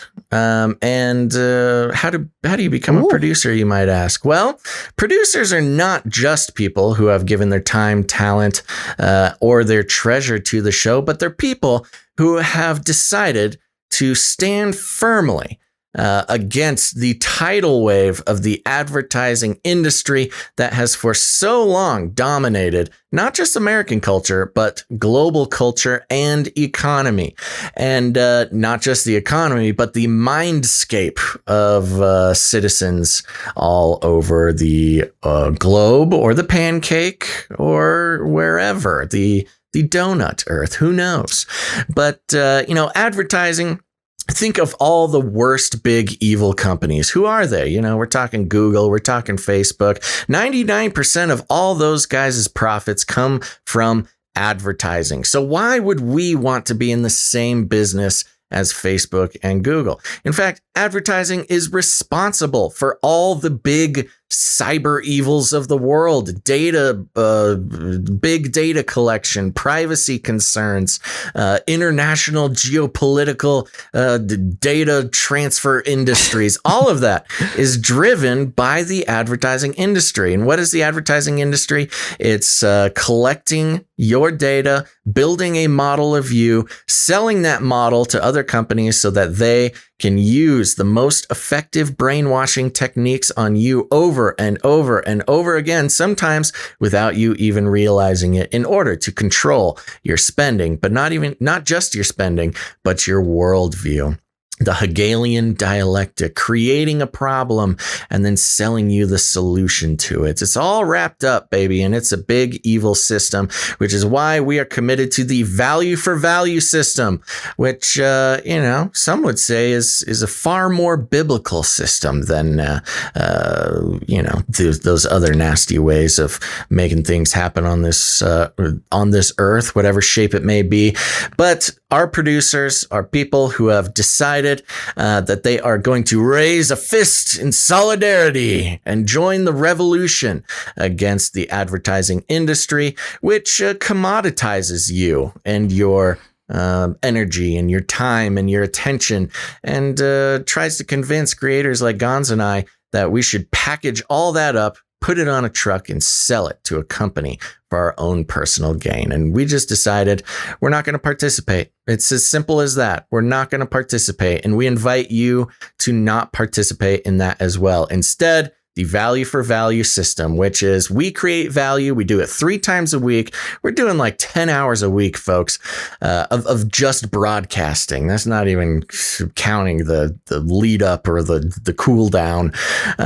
But if you find what we do to be valuable in any way, you are invited to become a producer, and you can do that. It's very simply, all you do is think to yourself, how valuable is this to me? Do I get anything out of what Basil and Guns do? And if you do, you can go ahead and put some value back in. And that's the only way that it works. It just stops working. If producers don't produce, production doesn't get productioned. So we want to thank some of our producers now of Basil, this episode. Yes. Before we go on, I have some breaking news. We don't have to discuss it. Okay. But it's very, very sad news. Uh-oh. Yeah. Bill and Melinda Gates are ending their marriage. What? Bill and Melinda Gates are ending their marriage after 27 years, the pair announced in a statement on their verified Twitter accounts. It's over, folks. What? Melinda is running off with half the cash. Whoa. Yeah. Why? I don't know. They don't spill the beans on their Twitter account of their says, very private marital life? After a great deal of thought and a lot of work on our relationship, we have made the decision to end our marriage. And it goes into some blah, blah, blah. We've raised 3 children and built a foundation that works all over the world to enable all people to lead healthy, productive lives. We continue to share a belief in that mission and will continue our work at the foundation, but we no longer believe we can growth together as a couple in this next phase of our lives. We also cannot proofread our tweets together. Apparently. There you go. It's wow. There are so many possibilities running through my mind right now. I know. I'm picturing Melinda Gates hearing Bill talk about jabbing genetically modified needles into children's arms. You know, hearing our jingle, listening to our show. Finally realizes that he's a fraud and a monster. Or perhaps Melinda wanted to up the stakes a little bit and speed up the depopulation agenda. Oh, and they disagreed. They had disagreements on the strategy. I don't know. Oh, Who knows? yeah. I'm kind of thinking maybe more than anything, it's some sort of tax fraud or financial thing. Yeah. To get off. She's splitting off, or he's leaving. He's splitting off either way before some big financial hits come. That's possible. Yeah. Lucky over on YouTube says he's got to be heartbroken. I bet Bill is too. Come on, that's just mean. Hey. Okay, Lucky. Sorry. I just need to bring that up before. That was good. That's big news. Big news. Interesting. Yeah. Okay, well we'll see how that develops. Well, if anybody's got any theories, feel free to. This is going to split the truth community. Some people are going to be all pro Bill all of a sudden. They're going to be like, maybe "What that's happened?" The plan. Yeah, maybe that's the plan. Yeah. Okay. Anyway. Okay. Well, there you go. And anyways, that's why you stick around for the break, folks. Yes. You don't want to leave just because we start talking about producers. All right. These are the new producers, new and upgrading or returning producers for episode 332 of Canary Cry News Talk. And there's a couple of ways to do that. The first way is to head on over to patreon.com/CCNT for Canary Cry News Talk. That's patreon.com/CCNT. And we got a couple of producers over there. Let me reload the page, see if anybody new is coming in. No, I don't think so. Okay. So first of all, I want to thank an upgrading producer, and that is producer Egorius. Thank you very much. Thank you, producer Egorius. Producer Egorius. He became a producer recently while sitting in the was it Sweden? Switzerland, I believe. Switzerland Basel airport. Switzerland. Oh, right. He was in the airport. I was listening to the show, became a producer right there in the airport. And Egorius has upgraded to the fanny pack full of sevens, baby. 77 over there. Thank you very much. Next, we have producer Joe O, also upgraded his producership. Is that Joe Osteen? Joe Osteen. I guess it's Joel. I like how it's Joe Osteen. Yeah. That's his big secret, what is it? His alias. Burner account, Yeah. They'll never get. I'm not Joel Osteen. This is Joe Osteen. Joe. No, I'm sure you're way cooler than Joel. Joe O. So thank you very much to both Egorius and Joe O for upgrading their producership. Next, we have we have another Patreon account.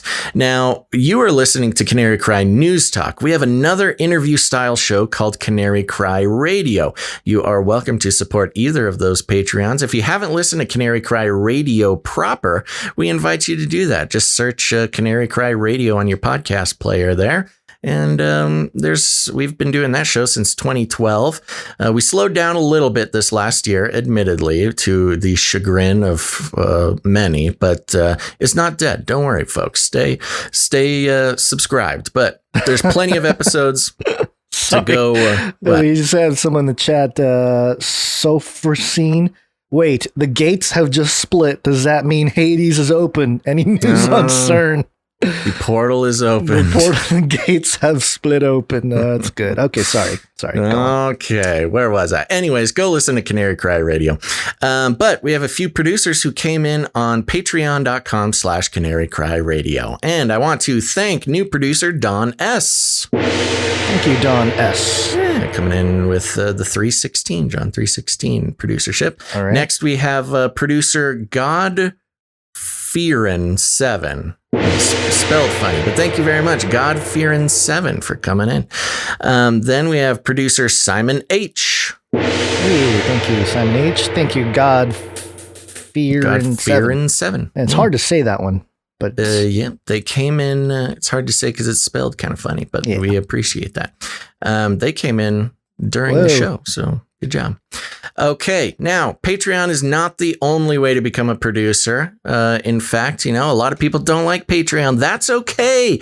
That's why we created canarycryradio.com/support. Canary canarycryradio.com/support. That's right. canarycryradio.com/support is a great place to learn more about the value for value model. That you can produce the show with cryptocurrency. There's also PayPal options there. You can come in if you want to become a sustaining monthly producer. That is a great way to lay down a firm foundation for the show every month. We appreciate so much all of our recurring producers. But if commitment is not your thing, you can also make a one-time producership in any amount. Gons, who do we have coming in on the PayPal? On PayPal, we have, first off, we do want to thank all of our recurring producers. We appreciate that. Again, we don't always call your names out, but we are very grateful for you. First up, we have Tristan H. Thank you very much, producer Tristan H. coming in with another show number producership, $3.32 for episode 332. Yes. Very consistent. Next up, we have producer Eric C. Thank you very much. Producer Eric C. also coming in with the 332. Yep.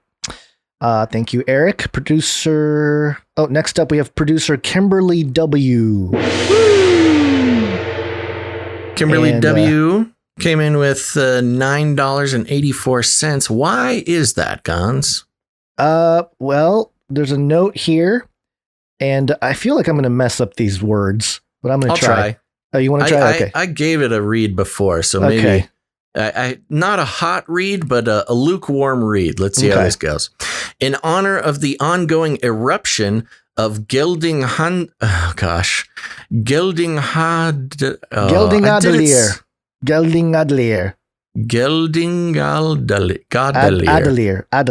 Adelier.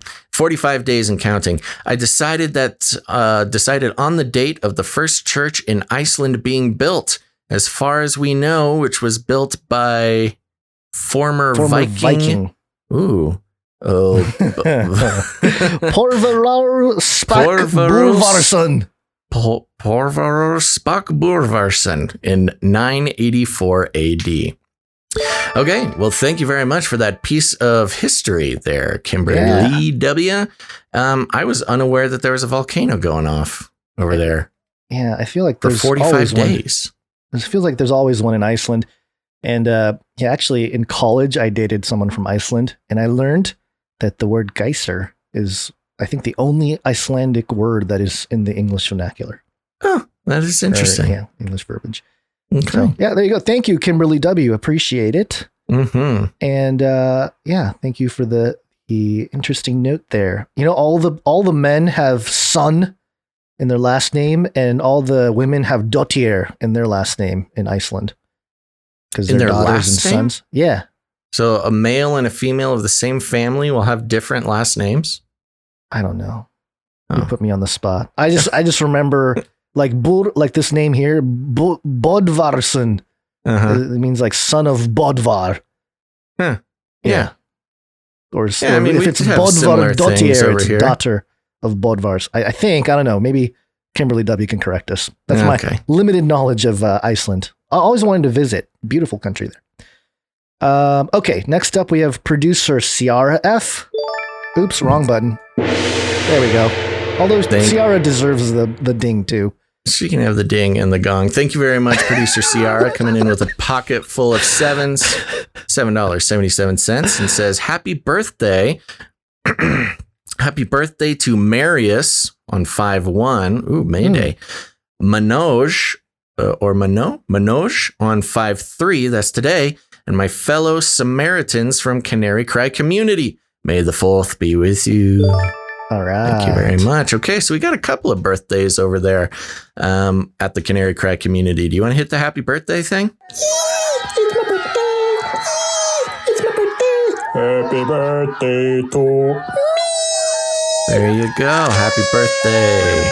Happy to birthday Marius and Manoj. And I don't know if this person's telling the truth. Assuming that they are, Overcome the Madness in the Twitch chat also birthday. So happy birthday to there too. There you go. Lots go. of birthdays here. Mm-hmm. So thank you for that, producer CRF. Next up, we have producer Shield Labs. Thank you very much, producer Shield Labs. Yep. Consistently consistent. I knew he was going to say it. Next up, we have producer Ismail S. Thank you very much, Ismail S. coming in with the Illuminati handler producership, $33, and sends a message and says, God bless. Thank you very much, Ismail. Thank you. And last but not least, out of the PayPal producers, we have Dame Lynn, Lady of the Lakes. Thank you very much, Dame Lynn, Lady of the Lakes, coming in with $33.33. Double Illuminati handler. I know. We're getting pulled in two different directions. I know. Hope they're all on the same page. Yeah. We just reload Not like here. Bill and Belinda, I'm sorry, Melinda. Yeah. Okay. Other ways you can produce the show is with your time or your talent. And of course, with time, we have people that do timestamps like Jade Bouncerson and Christine. Thank you for your ongoing support in giving up your time and contributing to the timestamps for especially the YouTube videos. Next up, we have some people to thank, producers to highlight for jingles. And you know what I don't have? I don't have a jingle for the jingles. Which no jingle. Yeah, maybe it's a thing that somebody can put together, a jingle for a jingle. And the first jingle we have here was made by Marty B. Marty B is the musician who has put together the famous closing track for the show, People Zoo, amongst others, Guns, and also the Typo jingle. And he created a alley art bumper song. Would you like to hear it? I would love to hear it. 1 hour please, 1 hour please, another one from alley now, here it is. This guy's a pro, man. Allie has her own jingle now. Allie the artist. 1 hour please, another one from Allie now, here it is. Yeah. Nice. And we I love it. We got the approval from Allie there, so this is happening. Good. Yeah. Good. Yep. So thank you for that, Marty B. It's an excellent contribution there. And keep it up. I love the production value. Everything's great coming from Marty B over there. He's got a firm understanding of the jingle concept. Yes. Yes. Short, it's catchy, it's poppy, and gets the point across. Yep. And not to be outdone, though, we got one from producer David K. So thank you, David K. We appreciate your contributions as he put together Get Cat Out of Here jingle ISO. And he has a note here, Basil and Gon, so glad you liked the Pracketon Richcraft ISO jingle. Yeah. Here's one, Get That Cat Out of Here, for when Basil's cats are interrupting his operations. So here it is. Get that cat out of here. Or what is it called? Get that cat out of here. Get that cat out of here. Yes, sir. Yes, sir. Nice, punchy, short, sweet. Very good. Yeah, that's great. Yeah, when the cats begin their roughhousing, that's a great jingle. I'll just play this. Oh. Get that cat out of here. Yes, sir. Yeah. Yeah. And he says, by the way, now I have my wifey watching / listening to the show with me. So, hey, how's it going? Ooh, there you go. David What's K, up, wifey? David K and David K's wifey. Thank you for producing the show. We appreciate it. And that'll do it for the jingles. And I'll just throw it out there. A jingle for the jingles. Jingle jangle. Jingle jangle. And the next up here, we have some artwork to highlight. One art, please. And I'm including this again just because we forgot to do it in the actual break section last episode. Producer Lloyd did another deep fake. This time, he basically called me out for being a time traveler, I guess, from the past. Yeah. He deep faked my face onto Samurai Warrior from the film Seven Samurai in 1954. And for those of you watching on screen, here it is.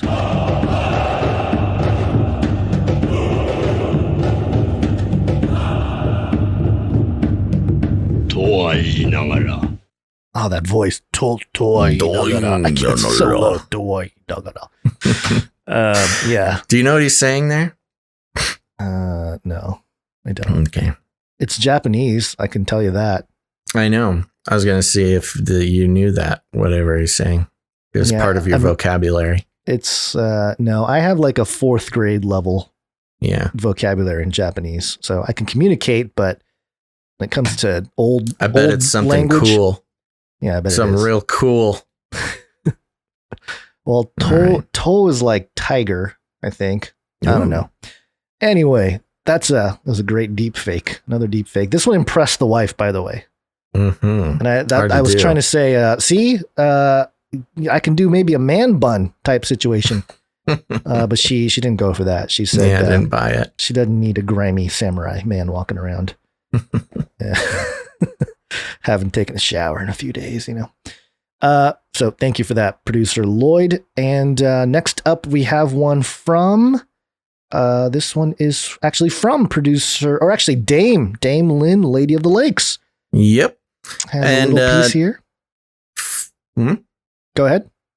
Fun little doodle here. She sends a message. You may already have something like this. Was listening to awesome podcast from Friday. That was on April 30th and thought of an earlier producer's name. Love you guys. We love you back, Lynn, Dame Lynn, Lady of the Lakes. And a little doodle here. And we've got a fan down on her knees saying, "Marry me, Basil," handing me a instead of proposing with a ring, she's got a pair of googly eyes, brand new pair of googly eyes. There I am. Gotta say, got those boulder shoulders, looking good. But I've got question marks over my head because I've just got so much love for these little kitties. Yeah. The tears on the woman, a little detail.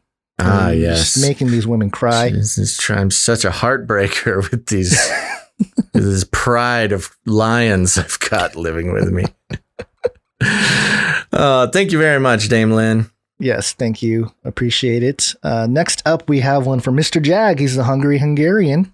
Woo! And he has a piece here, his classic blue pen sketch style.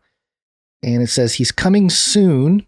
The day is approaching. It does not matter if it's pre-trib or mid-trib or post-trib. No one knows the day or the hour. I think it's whenever trib.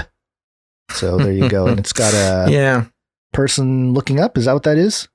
Yeah, I was trying to figure out if we knew who this person was. I do not know. But it's somebody who's whatever trib. Definitely whatever trib. Waiting for that rapture. But very good. Yep. As always, thank you so much, producer Mr. Jag, the Hungry Hungarian. And next up, we have one from Marius. Is this the birthday Marius, or do you think it's Oh, I can't imagine there's that many Mariuses out there. Well, if it may be the birthday Marius. It could be the birthday Marius.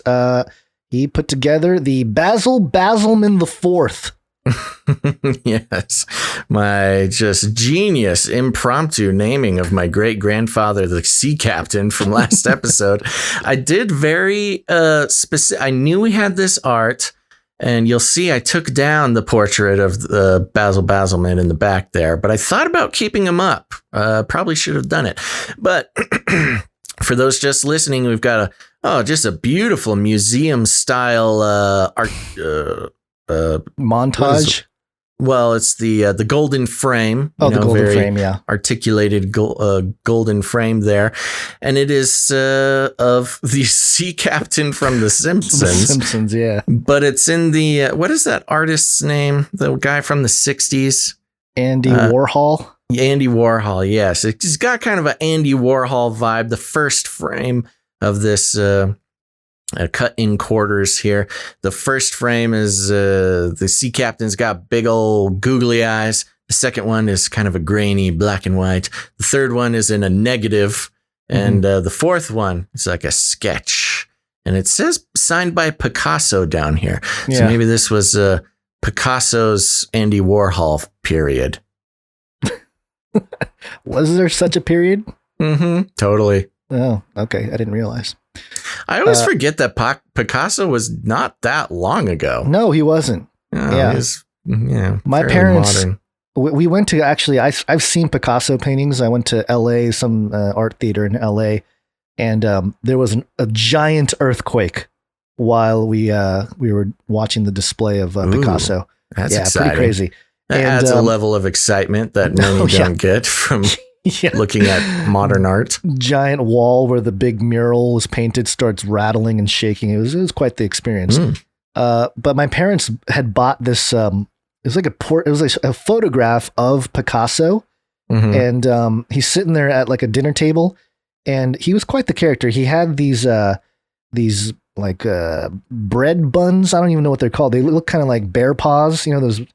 I don't know, croissant like or something. Bear claws. Two of them. Yeah, he had two of them on the table, and it made it look like he had those. You know, those were his hands. It's a real funny guy. Wow, what a real fun goofball! What Picasso a goofball was a jokester. That guy was. Yeah. Anyway, all right. So thank you for that, Marius, and happy birthday, Marius. If this is actually the Marius, the May 1st's birthday, May Day, Illuminati Day birthday. And the last but not least, One heartbeat, another one from Allie now. Here it is. Here it is. That's right.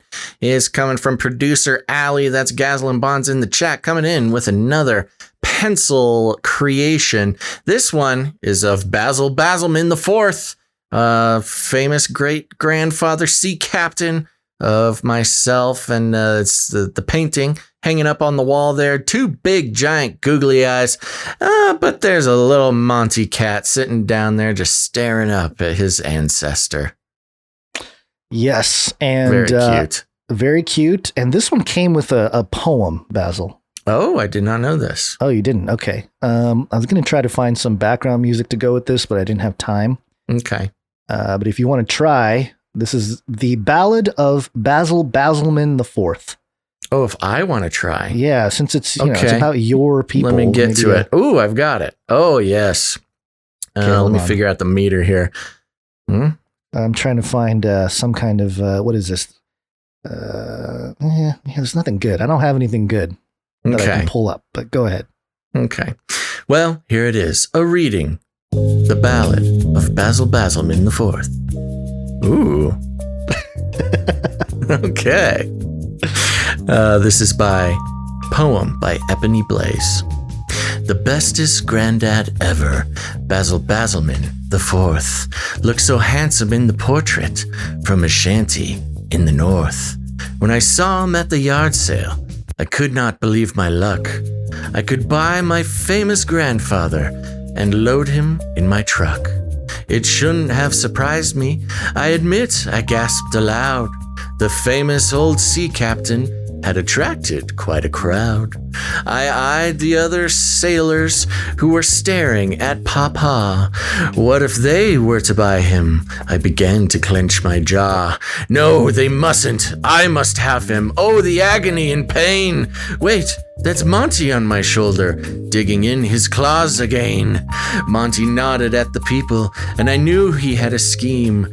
Time slowed with Monty airborne, like it happened in a dream. He floated towards the people, claws extended with a yowl. Heads were turning, mouths agape, eyes were wide at Monty's howl. Then he landed on a lady, climbed her arm, and she flipped out. In the chaos of the moment, I grabbed Grandpa and slipped out. As I paid the yard sale lady, Monty passed and said, "Let's go!" I'm just thrilled to have my granddad, though it's true, he's dead now, though. Wow. Powerful. Powerful and brilliant. Thank you very much, producer Allie, for the art, and Ebony Blaze over there in the Twitch chat for this really fantastic poem. I'm just going to go ahead and copy this and save it onto my computer. Booyah. Yeah, what a team those two are. You too. Very creative team. We appreciate that. Yes. I like it. I love reading these poems. I may have missed an opportunity. An opportunity to what? To become a professional poem reader. Oh, but I guess technically they're helping me live my dream out. Yeah, you're playing it out right now. You get to live your dream now. Just real quick, because he just came in, and I'm just going to include it here. Okay. Sir Sigra the Beast, Knight of the Silent Watch, came in with $33.33 Illuminati handler amount. Thank you very much, Sir Sigra. And that makes him the third Illuminati handler for episode 332. So yeah. Thank you very much, Sir Sigra. Somebody mentioned in the chat, Canary Cry Poets Corner, Canary Poets Corner. Oh yeah. I don't know if we might be able to do a whole poetry section. If people write some poems about like the Illuminati and the stuff like that. I don't know. I would want it to be fun, a little fun though. We can't get too hardcore. No, but that this could lead into flat Earth versus round Earth poem battles. Ooh, haiku off or limerick. Limericks, that's the best way to go, folks. Yeah. Something short and sweet. It's got some bounce to it. Yeah. The Canary Cry Poet Corner. We'll see what happens. We'll need I think jingle, that would be the best way to hash out the debate and settle it once and for all. Oh, yeah. It's like a debate stage. Yeah. Okay. All right. We'll see how it develops. Again, this is an idea. We can spout all the crazy ideas we want, but it takes producers. It does. Takes producers to make this happen. So we need producers to make a jingle and start writing poems. Send them in to canarycryradio@gmail.com. Or canarycryradio@protonmail.com. And just a couple more things to point out here before we get back into the show. We have something special here. And we talk about you can produce the show with your time and your talent.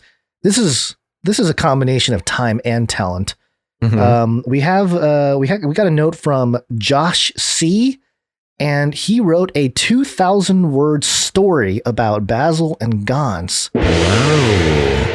Yeah, and 2,000 words? Yes, it is. It's an epic. It's a mini epic. How much is 2,000 words? That's like a page. It's a 2 pages. Fiction, it's considered a fan fiction novella, and it is titled "Basil and Gans Go to NASA." Oh my gosh. We will have the link in the description for anybody who wants to read it. And, I have an idea, Gans, that we can discuss. Yeah. It's obviously a little bit too much to do in the show proper. Yeah. But whether it's this episode or maybe an upcoming episode, maybe an episode 333 special, maybe like after the show in the mixtape area, I could do a reading. I don't know how long it is. I need to look at it. It's pretty long. I mean, yeah. Good. If it's good though, we got to get it out there. We can't let it just sit. Yeah. We'll definitely make it available in the show notes. Head over to canarycrynewstalk.com. What do you want? Can you just upload a file to download or something?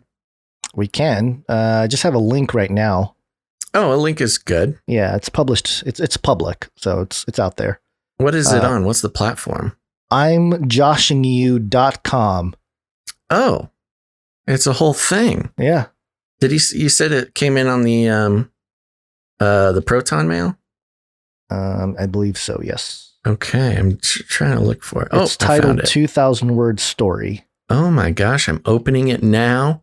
I'm going to put this on my reading list. Oh, look at that. Okay. Yeah, well, I'm going to read it. We should do... Oh, and it's got art? You put in some art from different producers? Yeah. Wow, this is awesome. Okay, sounds good. Thank you very much, Josh. I am going to read this, and we'll see how we can fit it into a production sometime here. For sure. We have... There's... I got to talk to you about... We're scheduled to do another production here for another thing, but we'll talk off air about that one. Yes, sounds good. Okay, one last thing here is meetups. Meetups. Oh, I had the jingle for meetups. What happened to it? Oh no, I thought here it is. Canary Cry Meetups. Woo! And we encourage people to have their own meetups. That's exactly what Mr. Magoo did. Oh my goodness. Yes, And I we was going to have- say, I don't remember a meetup being scheduled for this weekend. We have a report from Mr. Magoo's meetup. Basil and Gons, this is Magoo. We are having an unofficial Canary Cry meetup in Magoo's kitchen with Mrs. Magoo. Mrs. Magoo, what are you doing? Silence. Mrs. Magoo is giving me a look as she stirs melted cheese for macaroni and cheese.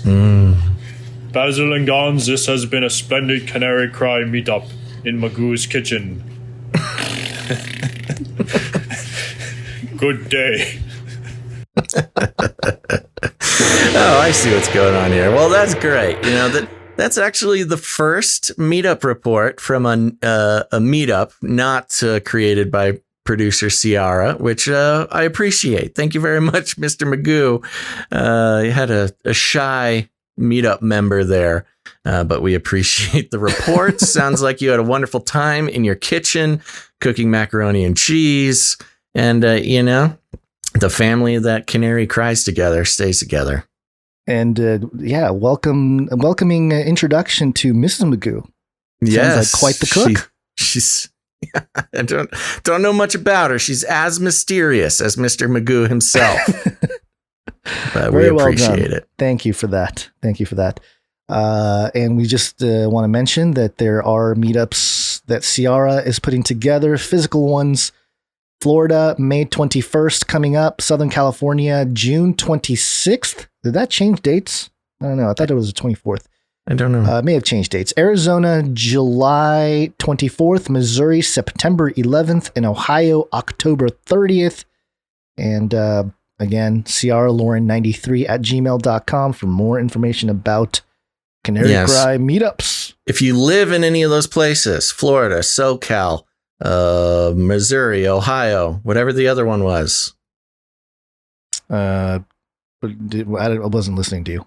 I wasn't either. What are the locations again? Florida, SoCal, Arizona, Missouri, Ohio. Arizona. That's what I missed. There you go. If you live in or near any of those places, send an email to Ciara. That's CIARA Lauren, LAUREN, and then the numbers 93 at gmail.com. Get in on these meetups, guys. It's really fun. I've not been to one of these live ones, but we receive reports and pictures, and it's just healthy. It's healthy to be meeting not just other humans after this, weird time, but also other humans who are into the same weird stuff as you. Weird people with the same weird stuff. Do it. Very valuable, very enriching and valuable. And did I mention valuable? Go do this. Go to these meetups. I promise you won't regret it. In fact, I demand it. Email CiaraLauren93. Putting out demands now. Yeah, I hear there's also a CIA filtering system in these meetups too. Ooh. So yes, that's why you have to email to get involved. Oh, so, like a spook filter called. Yeah, filter. Yeah. Okay. I don't know. I'm sure a properly incentivized CIA agent could find their way in, but that just makes it more fun, you know. All right. Spook. All right. You ready? I did want to mention one last time in case you came in late. We are having a very special Canary Cry Roundtable of Knights and Dames event. Next episode, that's Wednesday, Cinco de Mayo, Canary Cry calendar Razzle Dazzle Basil Day, and episode 333. We are opening up the Canary Cry Roundtable of Knights and Dames, the elite squadron of producers, for a one-time producership of $337. 37? What is that? Why did I say 7? That's I don't strange. know. That's really weird. 333. If you match the 333. You want that extra $4 for your coffee or something. Yeah, that is strange. Why did I say that? But just to be clear, that's a one-time producership and you're in the round table. We're not adding up past producerships for this moment. So there you go. It's just a very special day. And we wanted to make that available to people. Okay, I'm done. Are you ready to wake up? Ready. Yes, it's wake up time. Hey, yo, wake up. Speaking of the beast system, beast system. All right. I'm going to start with some more Klaus. Especially helpful if you speak French. Yeah. Because this is from 2016, but Klaus was talking about microchips that go in the skin or the brain and connecting to the digital thing. We'll play a few seconds of it here. Au bout de ça, on parle de puces qu'on pourra s'implanter. Ce sera quand ça? Certainement dans les 10 années à venir. Certainly in the next 10 years. Et d'abord, on va les implanter dans nos vêtements, c'est-à-dire wearables, comme on le dit. Et après, on pourrait s'imaginer qu'on les implante dans nos cerveaux. Something about wearable microchips and... Yeah, I heard wearables in there. Yeah, implanting Wearable them. technology, it sounded like. Yeah, implanting them in our brains or in another pot is what the translation says. I don't know if the translation is accurate here. Don't put those microchips in any other pot. Ou dans notre peau. Et à la fin, peut-être il y a une communication directe entre notre cerveau et le monde digital. I think he was saying that then you can have direct communication between the brain and the digital world. Ce que nous voyons, c'est une sorte de fusion du monde physique, digital et biologique. The fusion of the physical, digital, and biological world. So there you go. That's Mr. Klaus, shown up multiple times today. And interestingly enough, you're talking about this from the year 2016, which was the year we started News Talk, which was also the year that the teaser videos started coming out for the Great Reset from the World Economic Forum. Yeah. Again, the "You Will Own Nothing and You'll Be Happier" videos started coming out in 2016. When we were on top of it. So early listeners were not taken by surprise about the Great Reset.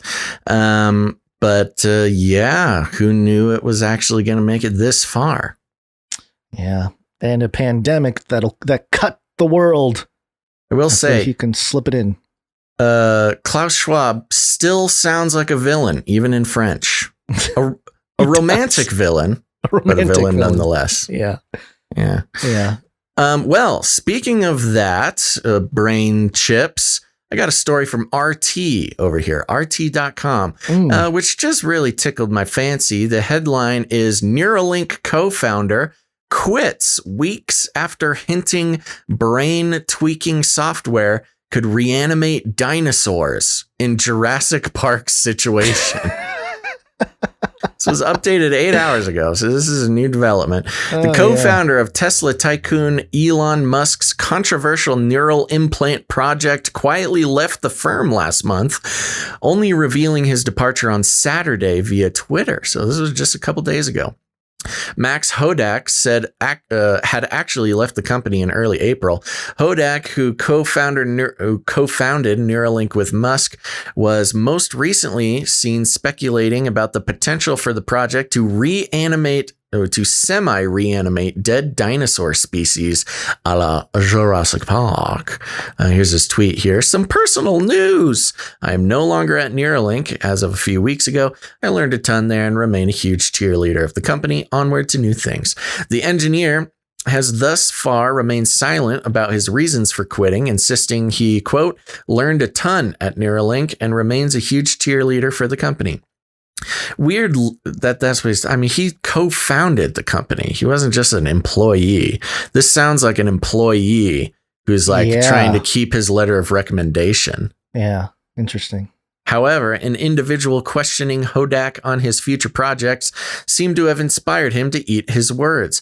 Asked what was next for him, Hodak tweeted, "Not Jurassic Park." Yeah, here's his tweet. "We could probably build Jurassic Park if we wanted to. Wouldn't be genetically authentic dinosaurs, but maybe 15 years of breeding plus engineering to get super exotic novel species." Great. That's what he said back in April 3rd, by the way, a month ago. Right. This was before he quit. Allegedly, this was the last thing he tweeted before he quit. Hodak and Musk launched Neuralink in 2016, with Hodak bringing a background in biomedical engineering, while Musk brought his bottomless well of ideas. Bottomless pit. Prior to climbing on board with Musk's invention, Hodak founded a company called Transcriptic, which had been described in the tech press as robotic cloud laboratory for the life sciences. We actually reported on this. Do you remember this? Yep. Yeah, I do. In the hyper-competitive aura of Silicon Valley, some have speculated that Hodak may have enjoyed working on Neuralink so much that he opted to build something along those lines himself. However, others have suggested that troubles at the management level are responsible. And certainly Musk is accustomed to being the sole man in charge at his other companies, Tesla, SpaceX, and Starlink. Neuralink may be the most... weird. Co-founder left the company. Either, couple of options here. Either he still owns some of the company, I guess. Yeah, unless he sold all of his shares before this, or maybe he still has some of his shares, or maybe this article will tell us. Neuralink may be the most controversial of all Musk's projects. The billionaire has waffled back and forth between claiming the brains to AI setup is merely intended to help humans with severe health problems, including the paralyzed and others who can't communicate with the outside world, and stating it's an effort to make human beings more competitive as AI grows in strength and ubiquity. Quote, "We will not be able to be smarter than a digital supercomputer, so, therefore, if you cannot beat them, join them," Musk infamously said during a 2019 podcast, suggesting the existential risk associated with digital superintelligence was too great for humans to face on their own. Other stated and less disturbing aims for the project include, quote, "understanding the human brain." Musk and other engineers have suggested that due to the miniature scale of the operation required to implant a functional Neuralink setup into the human brain, the entire process should be done robotically. The company's team claims to have implanted Neuralink chips into the brains of monkeys and pigs, supposedly giving the creatures the ability to play video games using their mind. However, skeptics have argued that the experimental animals' Neuralink enhanced activities are more like playing ultra simplistic video games like Pong than surfing the internet. Yeah, no kidding. At least a few reactions to Hodak's announcement sounded alarmed, with one commenter suggesting Hodak's tweet read, quote, "like a ransom note." Another pointed out it was, quote, "too early for him to quit, as Neuralink had still not debuted its flagship product." Hodak seemed to agree with the latter opinion. Yeah, so it doesn't sound so congenial. Yeah. The tweet here was, "Good luck, but I'm not a fan of leadership leaving a company without having a single product on the market. Seems too early." And then he said, "Same." Hodak responded, "Same," which means he was probably kicked out. Sounds like it. Yeah. Others were simply itching to see what came next and hoping the company's co-founder could spill the beans on how far along Neuralink really was. Musk's work tends to be shrouded in secrecy, accumulating huge amounts of rumors before it is finally introduced. Given the potential military applications for Neuralink, it's quite possible that the technology won't see the light of day for some time. Dun, dun, dun. So there you go. Dinosaurs, robots, video game monkeys, and corporate drama. I have an artificial intelligence story that's under its own heading in terms of the show notes, but I might just do it right now just because it's connected to this story about, especially with Elon talking about, you can't beat AI, join AI, that kind of thing. So if you don't mind, I'll just do it right now real quick. Yeah, go for it. So this is the artificial intelligence update within the Beast update here. Artificial intelligence. And this is a rawstory.com article. Artificial intelligence research may have just hit a dead end. Here's why. And this is a very long article. I don't want to necessarily read the entire thing, but I'll get to some of the main points here. Philip K. Dick's iconic 1968 sci-fi novel, Do Androids Dream of Electric Sheep, posed an interesting question in its title, Would an Intelligent Robot Dream? In the 53 years since publication, artificial intelligence research has matured significantly, and yet, despite Dick being prophetic about technology in other ways, the question posed in the title is not something AI researchers are that interested in. No one is trying to invent an android that dreams of electric sheep. Why? Mainly, it's that most artificial intelligence researchers and scientists are busy trying to design, quote, intelligent software programmed to do specific tasks. There is no time for daydreaming. Or is there? What if reason and logic are not the source of intelligence, but its product? What if the source of intelligence is more akin to dreaming and play? Recent research into the, quote, neuroscience of spontaneous fluctuations points in this direction. If true, it would be a paradigm shift in our understanding of human consciousness. It would also mean that just about all artificial intelligence research is heading in the wrong direction. This is big. I think this is a really big fork in the road for AI and AI research. Yeah. Let's continue here. The quest for artificial intelligence grew out of the modern science of computation, started by the English mathematician Alan Turing and the Hungarian-American mathematician John von Neumann 65 years ago. Since then, there have been many approaches to studying artificial intelligence, yet all approaches have one thing in common. They treat intelligence computationally, i.e., like a computer with an input and output of information. Scientists have also tried modeling artificial intelligence on the neural networks of human brains. These artificial networks use, quote, deep learning techniques and big data to approach and occasionally surpass particular human abilities, like playing chess, Go, poker, or recognizing faces. But these models also treat the brain like a computer, so do many neuroscientists, or as do many neuroscientists. But is this the right idea for designing intelligence? The present state of artificial intelligence is limited to what those in the field call, quote, narrow AI. Narrow AI excels at accomplishing specific tasks in a closed system where all possibilities are known. It is not creative and typically breaks down when confronted with novel situations. On the other hand, researchers defined, quote, general AI as the innovative transfer of knowledge from one problem to another. So far, this is what AI has failed to achieve and what many in the field believe to be only an extremely distant possibility. Most AI researchers are even less optimistic about the possibility of a so-called, quote, super intelligent AI that would become more intelligent than humans due to hypothetical, quote, intelligence explosion. Does the brain transmit or receive binary information like a computer? Or do we think of it this way because since antiquity, humans have always used their latest technology as a metaphor for describing our brains? There are certainly some ways the computer-brain metaphor makes sense.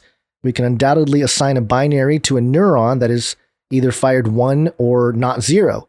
We can even measure the electrochemical threshold needed for individual neurons to fire. In theory, a neural map of this information should give us the causal path or code for any given brain event, but experimentally it does not. Then it gets into some of the nitty-gritty of that. I'm going to skip that real quick just for time's sake. And later on here, it says, furthermore, the cause and pattern of neuron firing are subject to what neuroscientists call spontaneous fluctuations. Spontaneous fluctuations are neural activities that occur in the brain even when no external stimulus or mental behavior correlates to them. These fluctuations make up an astounding 95% of brain activity, while conscious thought occupies the remaining 5%. In this way, cognitive fluctuations are like the dark matter or, quote, junk DNA of the brain. They make up the biggest part of what's happening but remain mysterious. Neuroscientists have known about these unpredictable fluctuations in electrical brain activity since the 1930s, but have not known what to make of them. Typically, scientists have preferred to focus on brain activity that responds to external stimuli and triggers a mental state or physical behavior.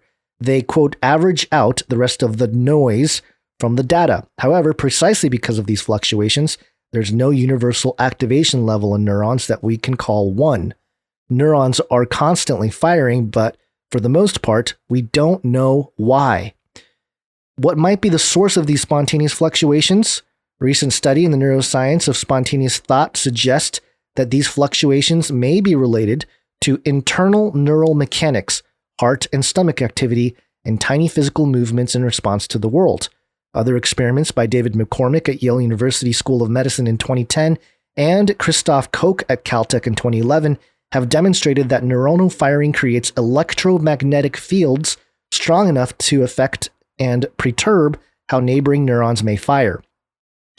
Then it talks about the brain zooming in, and computer transistors have the same problem. The smaller manufacturers make electronics, the smaller the transistor gets, and the more frequently electrons will spontaneously quantum tunnel through the thinner barriers, producing errors.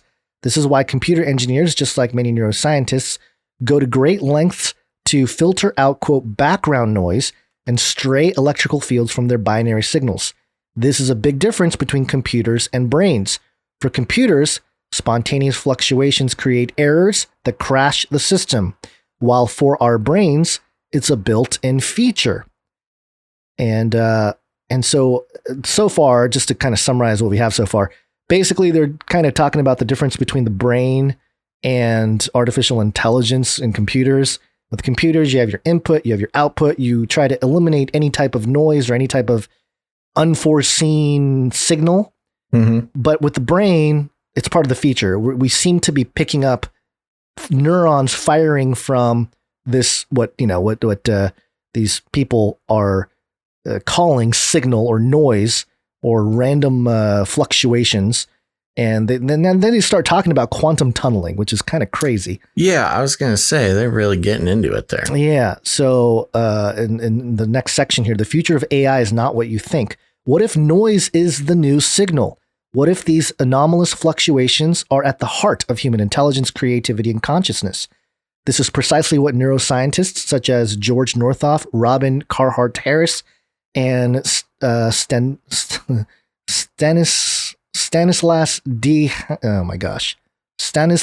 D. Hain are showing. They argue that consciousness is an emergent property born from the nested frequencies of synchronized spontaneous fluctuations.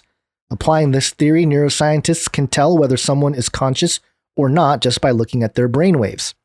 AI has been modeling itself on neuroscience for decades, but can it follow this new direction?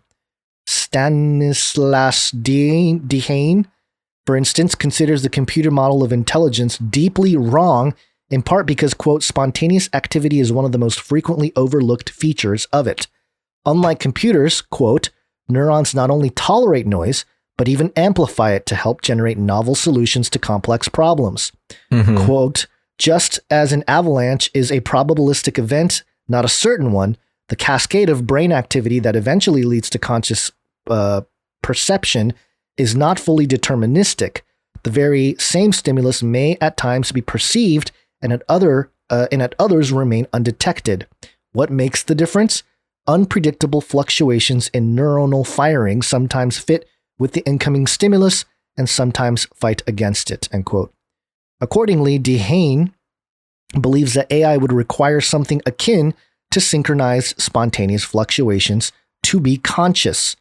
John Joe McFadden, a professor of molecular genetics at the University of Surrey, speculates that spontaneous electromagnetic fluctuations might even have been an evolutionary advantage to help closely packed neurons generate the synchronized novel adaptive behaviors.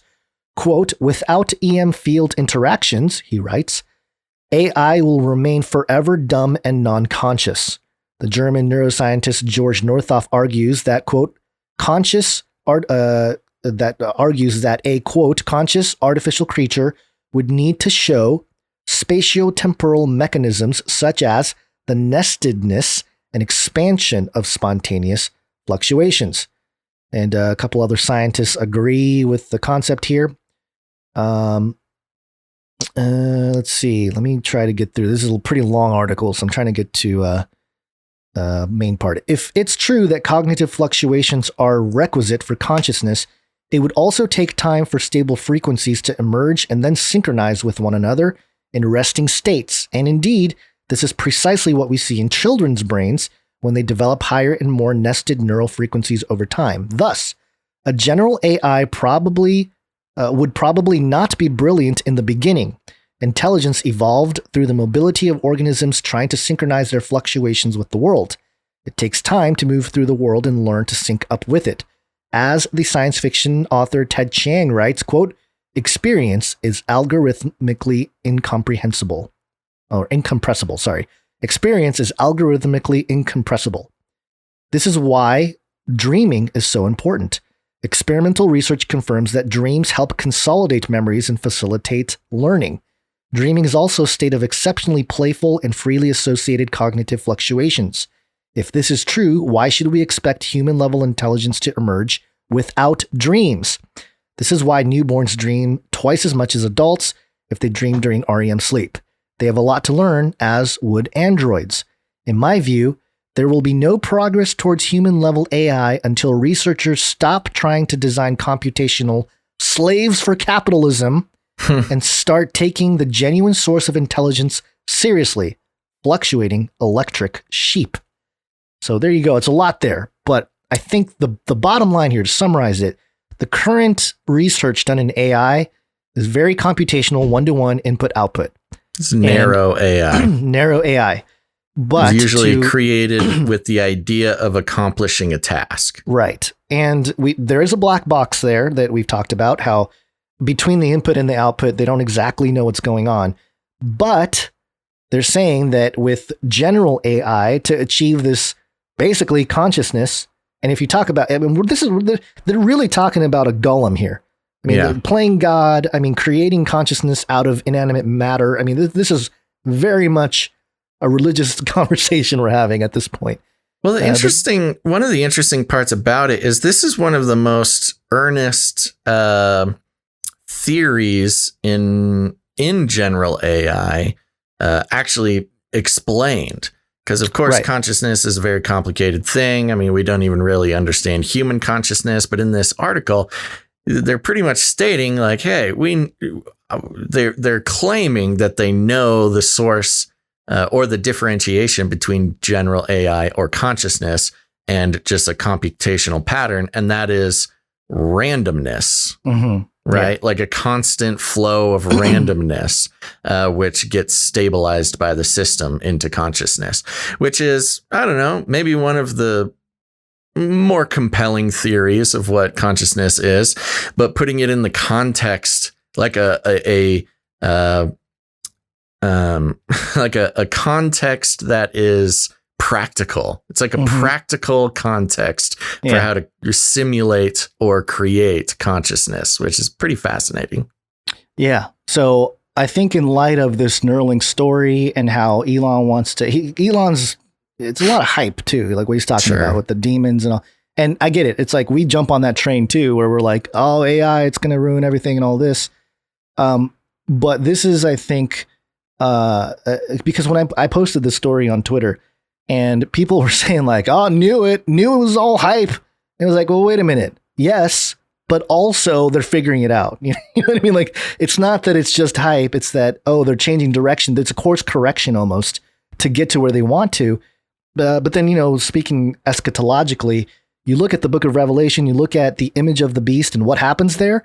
The false prophet breathes, gives the image breath.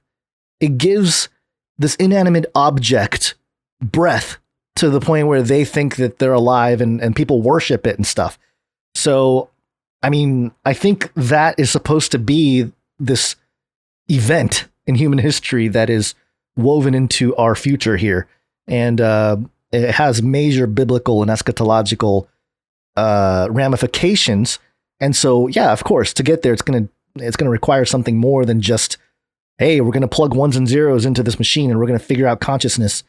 It's a lot more complicated than that. And that's why I think, we talk about false signs and wonders and stuff like that. So anyway, I thought it was an important article to report because of that track of this course correction. And course correcting in a field like AI is probably not going to be easy because you have a momentum carrying it in one direction until there's some kind of tangible breakthrough in this regard. What people get taught in universities and people that are engineers and stuff like that, they're going to be focused more on that narrow AI. And until, the other part of it too is with Neuralink, it's much more of a possibility to use narrow AI and have it piggyback on the human brain. Mm-hmm. And that's a really good excuse to have that Neuralink chip in there because then it's like, oh, hey, it's not conscious. It's just going to help us. It's like an extra limb kind of thing. It's like a stat boost.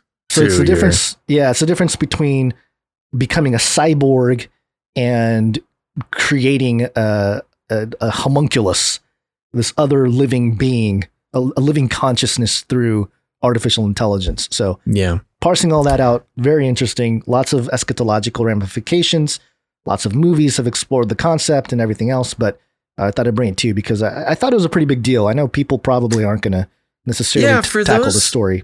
Yeah, for those who are paying attention to AI and not just the idiocy of AI products, but it's real, tracking its development and the breakthroughs happening, which we try to track as much as we can, but it can get a little tedious sometimes. But this is a big deal. Are they actually working on this, or is this just a theoretical paper? Yeah, I think again, conceptually, it's the most logical roadmap for experimentation, at least that I've seen. Right, they're going to have to really, I think, rebuild the approach. So it might take a while to kind of backtrack what they need to backtrack, or whatever, bring the ship back a little bit before they start moving forward again. But yeah, we'll see what happens. But again, I think this is why, it's a feather in the cap of people that are like, oh, they're never going to achieve it. Yeah. But it's also like, yeah, but look at the Bible. There's a very explicit passage about an image receiving breath. Yeah. The only other thing that receives breath is man from God at the beginning of the Bible. So, yeah. And just to reiterate, even the fact that they have sort of a quote unquote working theory of consciousness is at least one that they want to pursue and think they could pursue electronically is not have not heard that before. Yeah, so pretty big deal. Pretty big deal. Yeah. All right. Well, cool. Sounds good. Where was this that you found? Is this something we can continue to follow, or there might be follow-ups on? This is on Raw Story. So okay. I don't know that they might. We'll just keep an eye on the topic. We'll see what happens. Yeah, we can maybe track some of the doctors or professors that they mention here. Mm-hmm. But yeah, why don't you bring the little space beast story here? Space. Wanna go to space? Yeah, so I actually just read through this. There's not really too much exciting stuff about it, but what? Yeah, it's a hypothetical thing. No. They just sort of made it up. Yeah, it's hypothetical. The headline was, in a NASA simulation of an asteroid impact, scientists concluded they couldn't stop a space rock from decimating Europe. And it was exciting for a second, but then it was just like a tabletop RPG of an asteroid coming, and they did a bad job. It's like an event 201 for an asteroid. So who knows? Maybe if it's anything like coronavirus, in a couple of months it'll pop back up. Before I get into this, I do want to mention, Gons. I got this little update from NASA.gov.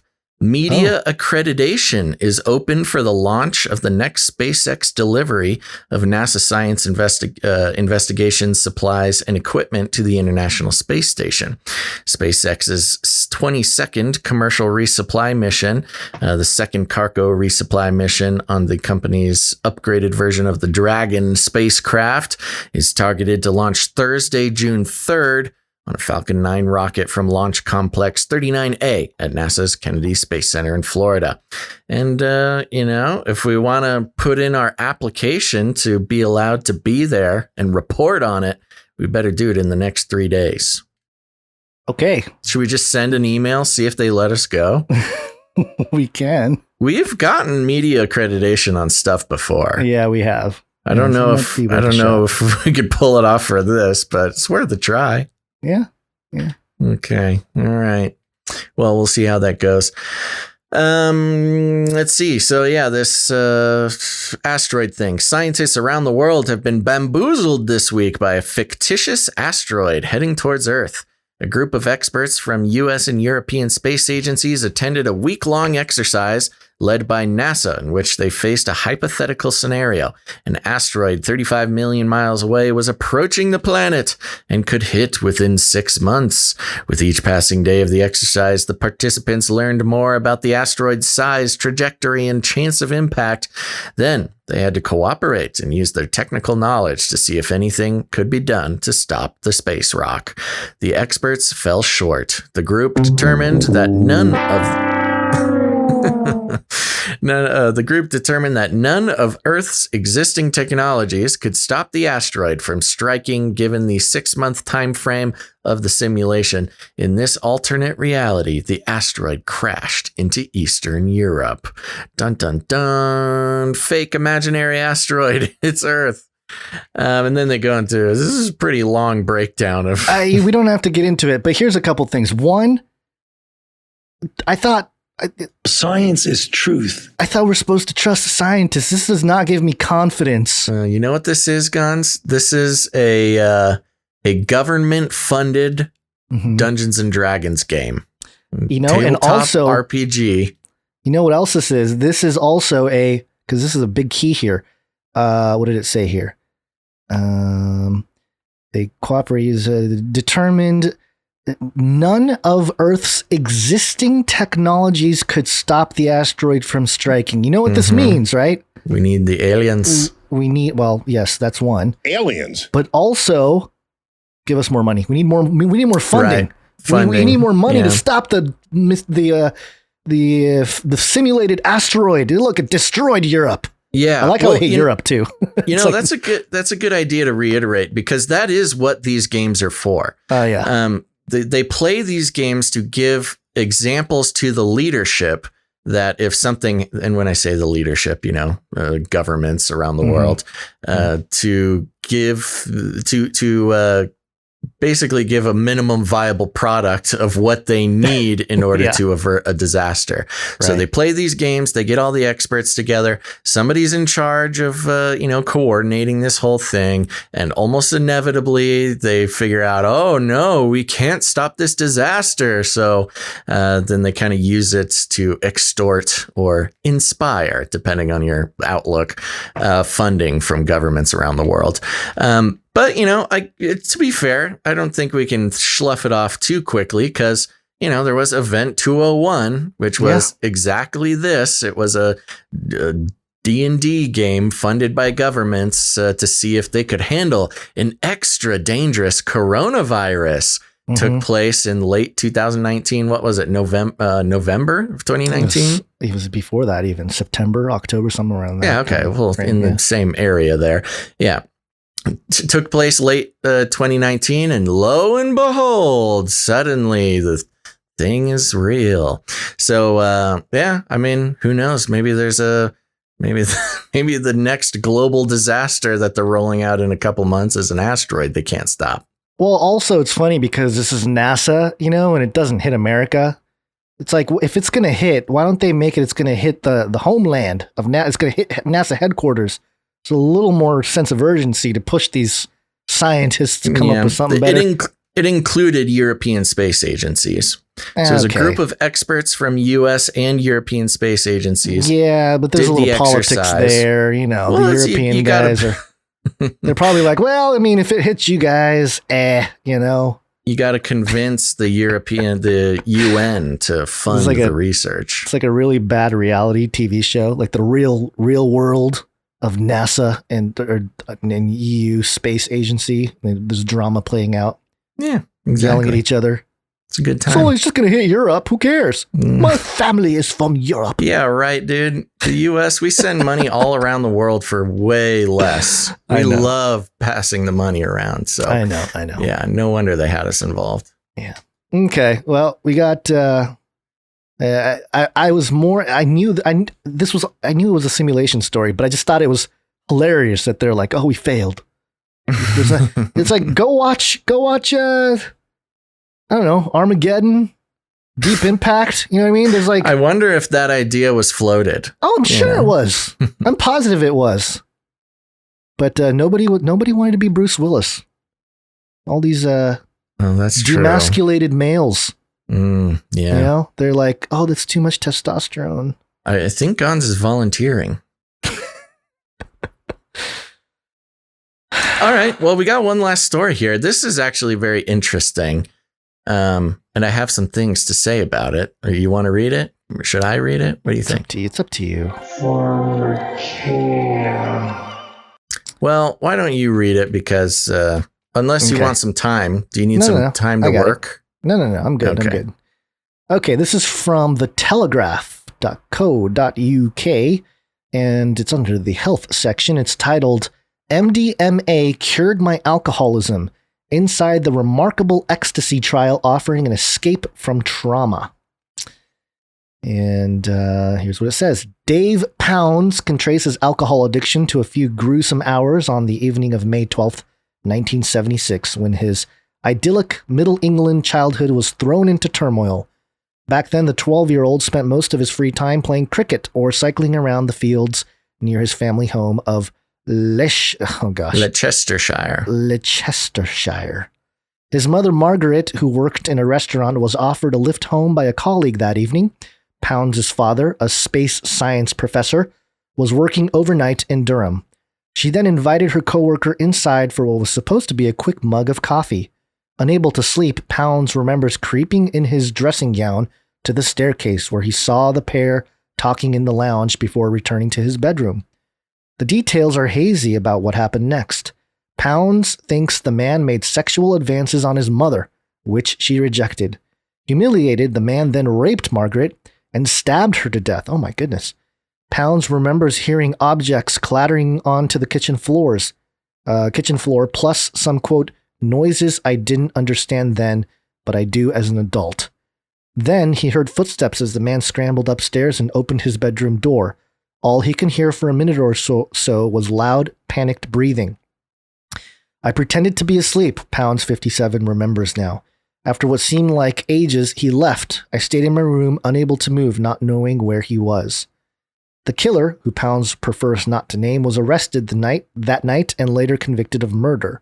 Pounds never spoke with his father or his sister and brother, who were also at home that night, asleep in their own bedrooms, about what he overheard that night. As an adult, he has avoided discussing it with his wife or 3 children, who are now in their 20s.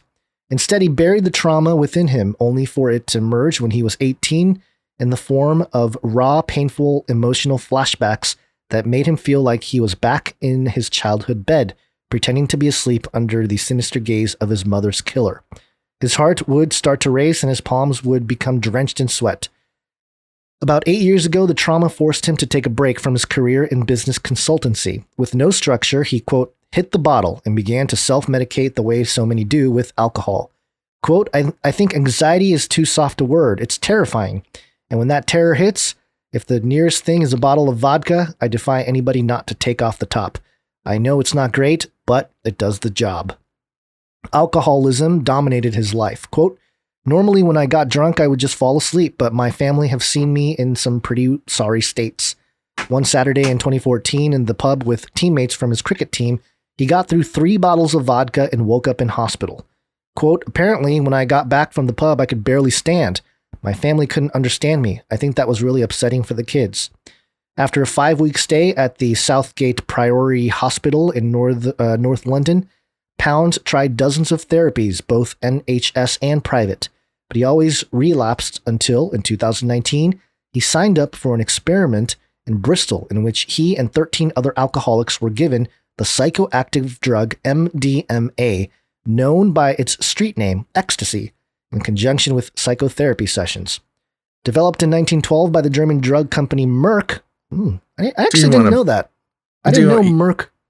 Yeah, real quick, I do want to point out just something that they don't quite have here. MDMA, known by its street name ecstasy. It's a little bit of a misinformation there. MDMA is the active psychoactive ingredient in ecstasy, but ecstasy proper contains other things like methamphetamines and stuff. It does? Yeah. I didn't know that. Mm-hmm. What about Molly? Another street Molly name. is MDMA. It's just the pure form of MDMA. Ecstasy, as far as the street drug, designer drug, is MDMA with methamphetamines. Okay.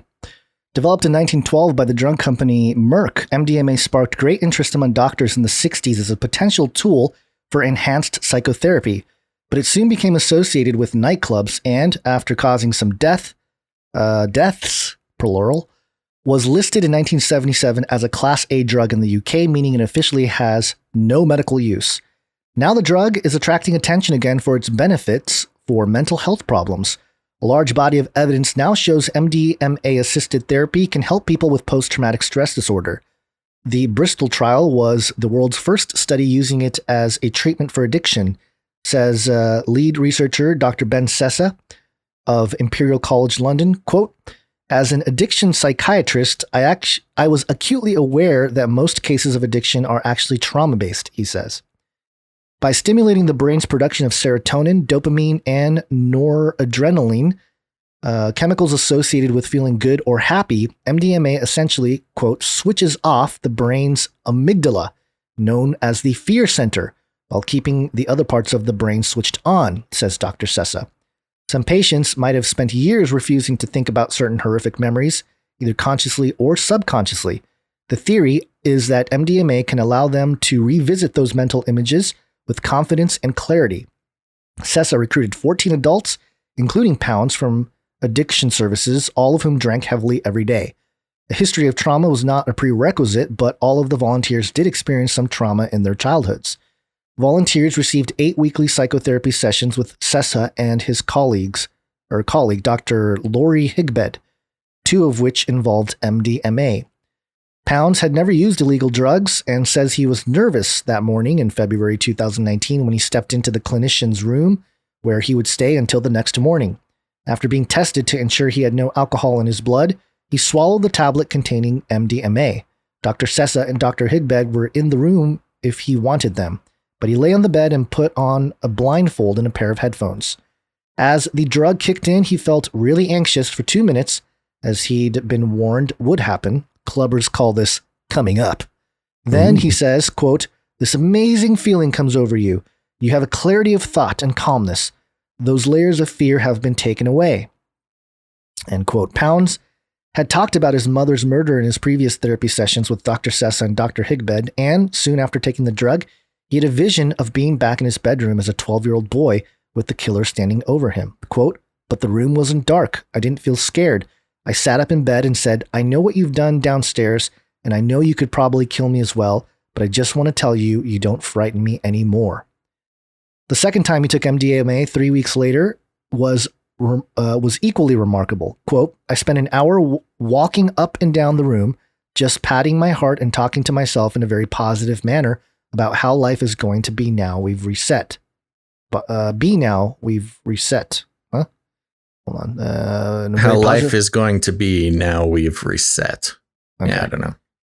2 years on, his emotional flashbacks have become less severe, and he no longer considers himself an alcoholic. He thinks he now drinks around 14 units per week, roughly in line with government recommendations. Quote, "I still drink, but not dangerously. I'm a social drinker." The UK government recommendations of alcoholic units are 14 units per week. It's double of the US, I think. I think technically 14 units counts as binge drinking in the US. Well, no, he's just a social drinker in the UK there. Yeah. The other volunteers also showed promising results. It was an early stage safety trial designed to see how volunteers responded rather than to test whether the MDMA actually worked. But still, Dr. Sessa managed to compare the results with another group of 12 alcoholics from Bristol with similar characteristics who used talking-based therapies. Among that group, 75% were back to their pre-trial levels of drinking within 9 months. Among those who took MDMA, only 21% returned to that level. Quote, "That difference is staggering. You don't see results like that in human psychopharmacology," says Dr. Sessa. Much more research is needed, and MDMA remains an illegal substance, but for Pounds, the insight he gained through those sessions have been transformative. Quote, "It allows me to be stronger emotionally than I've been for many, many years." End quote. So There you go. Yeah, so this is interesting. We've been following this for quite a bit, or I have. We have also on the show, most notably recently, talking about the switch from the language of psychedelics to entheogens regarding psilocybin and LSD 25. But this is gaining an incredible amount of momentum. And there's a few aspects of this that I want to address. If you are willing to just let me go for a second. I'll break in if there's something I have to comment on. Go ahead. So this is a big movement, and it goes back to the war on drugs. And I'll speak from the United States perspective, because that's of course where I'm most knowledgeable about the situation. But so, of course, the war on drugs hasn't really accomplished anything, making drugs like psilocybin, LSD, MDMA. Let's see, what's the F one? Not fentanyl. No. The horse tranquilizer. Oh, ketamine? Ketamine, yes. I always mix those up, and it's not an F. Ketamine, yes. And ketamine, some research has been going on more recently than ever before. And first of all, of course, we're talking about pharmakia. And pharmakia is a broad range of things. And let me first start off by saying I'm definitely not recommending anybody go out and use any sort of illicit substances. I would tell you that that's a bad idea. But I'm seeing a lot of negative talk about scientists researching these sorts of things. The problem that is going on is because these things were classified as, what is it? Class 1, the most dangerous. Class A. Of course, is meant to, make sure our babies aren't taking them as they wander the streets. And certainly the babies should not be taking them. But one of the biggest problems, and we've talked about David Nutt on the show, unfortunate name for somebody who is trying to go out there and get scientists to be able to study these things. David Nutt has been on the war path for most of his life. In fact, he was what was he? He was like the head of the NIH or something. He held some big health position in the UK government. And then one day he comes out and says, alcohol and tobacco kills more people than mushrooms do. And he gets fired and shunned and et cetera, et cetera. Well, as we know, alcohol and tobacco do kill more people than specifically he was talking about mushrooms. And there's a lot of arguments against that. More people are using alcohol, tobacco, et cetera, et cetera. So, how to lie with statistics is relevant here. But the problem is keeping things class A keeps scientists from being able to study them. Mm-hmm. And, you talk about pharmakia in the modern world. Pharmakia is everywhere. It's everything. It's the Tylenol. I mean, if you're going to get down to a biblical differentiation between, Tylenol, say even the vaccine, or, say like a Vicodin or something, if given by a doctor, if you break your arm or something, that's all pharmakia. In fact, wine being mixed with herbs was pharmakia. It's a whole thing. Now, I'm not trying to decrease the seriousness of pharmakia and how it's presented in the Bible, but there's been a lot of positive research. Take this guy, for instance, Dave Pounds. Horrific childhood event here, and lifelong alcoholism, which I'm sure anybody like him who has experienced a lifelong trauma-based alcoholism, I'm sure he's got a dozen stories of how he should be dead because of the alcoholism. Mm-hmm. And the recovery rates, the most effective treatments that we have as human beings on this planet for alcoholism have a ludicrously low success rate.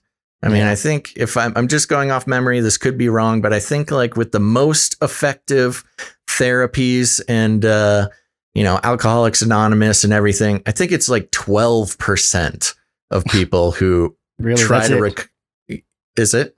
I'm saying that's really low. Yeah, it's insane. I mean, it's an incredibly sinister position to be in and very, very difficult to get out of. So basically, I say all this to say that if there can be responsible science used to bring people out of this vicious disease of alcoholism, we got to be really careful about calling it the work of the devil or, you can call it pharmakia. I mean, it's a complicated situation, as is pharmakia in the Bible. But yeah, they have therapy that you can get in now using ketamine, which I really don't know much about ketamine, but I'm seeing a lot of studies and a lot of anecdotal things like this story from the Telegraph of people breaking some pretty insidious some chains using ketamine, using psilocybin therapy. And usually these things are all at very low doses, administered by a doctor, et cetera, et cetera. And you know what? I'm just here to be vulnerable and say in front of everybody that it's a very complicated situation. I mean, if you've known anybody who suffers from this kind of alcoholism, it's a day-to-day like struggle with death a lot of times, and it's a horrible way to live and a way that, of course, I'm so happy to hear that, a lot of people have experiences where they've gotten out of alcoholism, whether it be through, the Lord or AA or whatever. But the actual percentages are extremely horrifically low. And we're killing a lot of people because of this obsession with the fact that alcohol is fine socially because the government said it's fine. But it's killing incredible amounts of people. And, we all are familiar with the history of the war on drugs, which is entirely political and obviously not very effective. If people are going to go do drugs, they're going to find a way to go do drugs. Nobody doesn't do drugs just because it's illegal. But what it is stopping is scientists from studying these things to figuring out, healthy ways to maybe help people. Now, of course, I'm not unaware of the conversation about how specifically, an MDMA derived medication, could open spiritual portals or allow, there's that conversation to be had. But, I would have the same conversation regarding beer or cigarettes or spirits or any drinking at all. Or, really anything. You could say that about a cheeseburger too. I think eating a McDonald's cheeseburger, It sounds funny, but seriously, there's a spiritual ramification to that. Yes. So, yeah, I'm not understanding people's point of view that, they don't think that, releasing rivers of LSD into the streets is a bad idea. I agree that's a bad idea. But if these things can be harnessed and used responsibly in a medical situation, I think it's silly to turn away from that immediately. And this is a great story of something like that, especially in a therapeutic and medical situation. I think, I think there needs to be a bit of a mindset change, and turning it away immediately without considering all these details is a bit of a mistake. And when it comes to Christians, needing to grapple with this idea, I think it's also, very dangerous to come out strongly against it without an effective argument, if that is indeed where you land. And if that's the case, we need to have a similar conversation about pretty much everything. Yep, I think you make some good points there. And while you were talking there, I was trying to pull up some passages that I know that are interesting passages about, like kind of medicinal passages. Isaiah 38:21 in the ESV. Now Isaiah had said, "Let them take a cake of figs and apply it to the boil that he may recover." So you got some natural remedies there.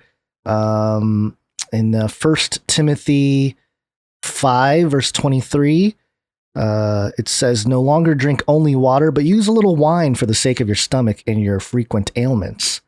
So, there's a passage there that talks about drinking a little bit of wine to settle the tummy. Yeah, right. And I'm seeing people saying like, "Oh, he's not cured. He's still socially drinking." Okay, well, so did Jesus. So I don't know what to tell you. And then, of course, this one's a little bit more spiritual in a sense. Proverbs 17:22, "A joyful heart is a good medicine, but a crushed spirit dries up the bones." I think in general here, there's a tendency to equate legal or illegal substances with the will of God. Yeah. And that's right. I understand that there is a point to some of that, but also like a Romans 13 kind of point, if you miscontextualize a little bit of the, obey government type of conversation.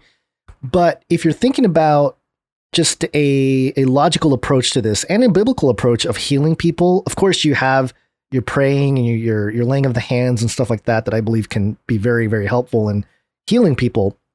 But the Lord can do it at a snap of a finger if that's the case. But of course, it doesn't always happen that way. It doesn't always happen that way, and there's something to be said about the current situation we're in now with big pharma really being the distributors of medicine in the world, right, and suppressing more effective, not just natural medicines, but also medicines that may have been created in laboratories and stuff. Yeah. To suppress stuff that actually can help. If anybody has paid attention this last year with the conversation with ivermectin, same thing. Yeah. There are effective treatments for coronavirus, for C-19, but they'd rather make you believe that a vaccine is the only way to have freedom. Well, and to make that direct connection, so you're right. Ivermectin is something crazy. It's like $2 for a treatment that cures you. Allegedly, according to some a lot of people that have credible scientific papers as well as anecdotal. Yeah.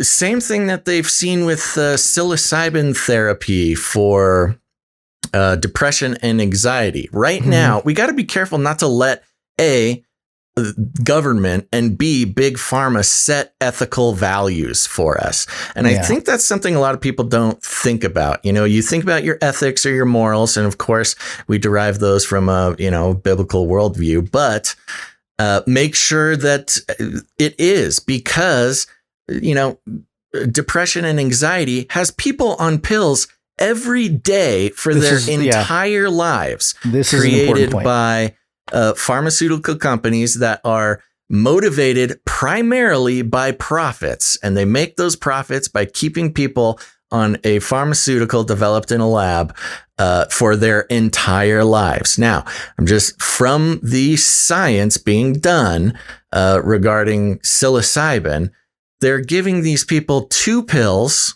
of psilocybin. I don't know the exact dose, but it's whatever. They're dosing these people once with psilocybin, and their depression and anxiety is going away for like 3 months to a year. So right there, this psilocybin therapy is directly opposed to the profitability of big pharma. Now, are they going to find a way to make that profitable? Yeah, probably. I'm not so ignorant to think that, I'm not saying magic mushrooms will solve the big pharma problem, but the science is showing that 2 pills of this psilocybin relieves people's suicidality for 3 months to a year versus the everyday prescription from big pharma. I mean, are we really lining up our ethical and moral values with to prop up the evil big pharma system, why not at least give a chance to see if the real, science and benefit of some of these drugs that are considered evil because the government told us so. I think it's just a little wacky where the authorities, whether they be governmental or big pharma related, are, setting these ethical standards that directly benefit them financially, and we're not questioning them. I'm saying we have an opportunity to question the social control that big pharma and the government has over people's brains. I think we need to give ourselves permission to not just come right out the gate with pre-programmed responses from big pharma corporations. And just do the science. I mean, if you're okay with taking an Advil or drinking some wine or, getting your little CBD gummy, that's all pharmakeia. So or smoking a cigarette or anything. So, if you do or will do or are doing right now any of those things, we need to take a serious look at where the attitudes surrounding some government categorized illegal drugs, how they, are explored for beneficial purposes. Yeah, I think you summed it up well there. And again, the psilocybin conversation is particularly interesting to me because it's like, would you rather trust, again, like the big pharma pill that some laboratory came up with? Yeah. Or just some fungus that grows on the ground, like naturally, Yeah. And again, we're not telling anybody to do these drugs. No, we're not. And yes, we are the first one to admit that spiritual work can solve a lot of these problems.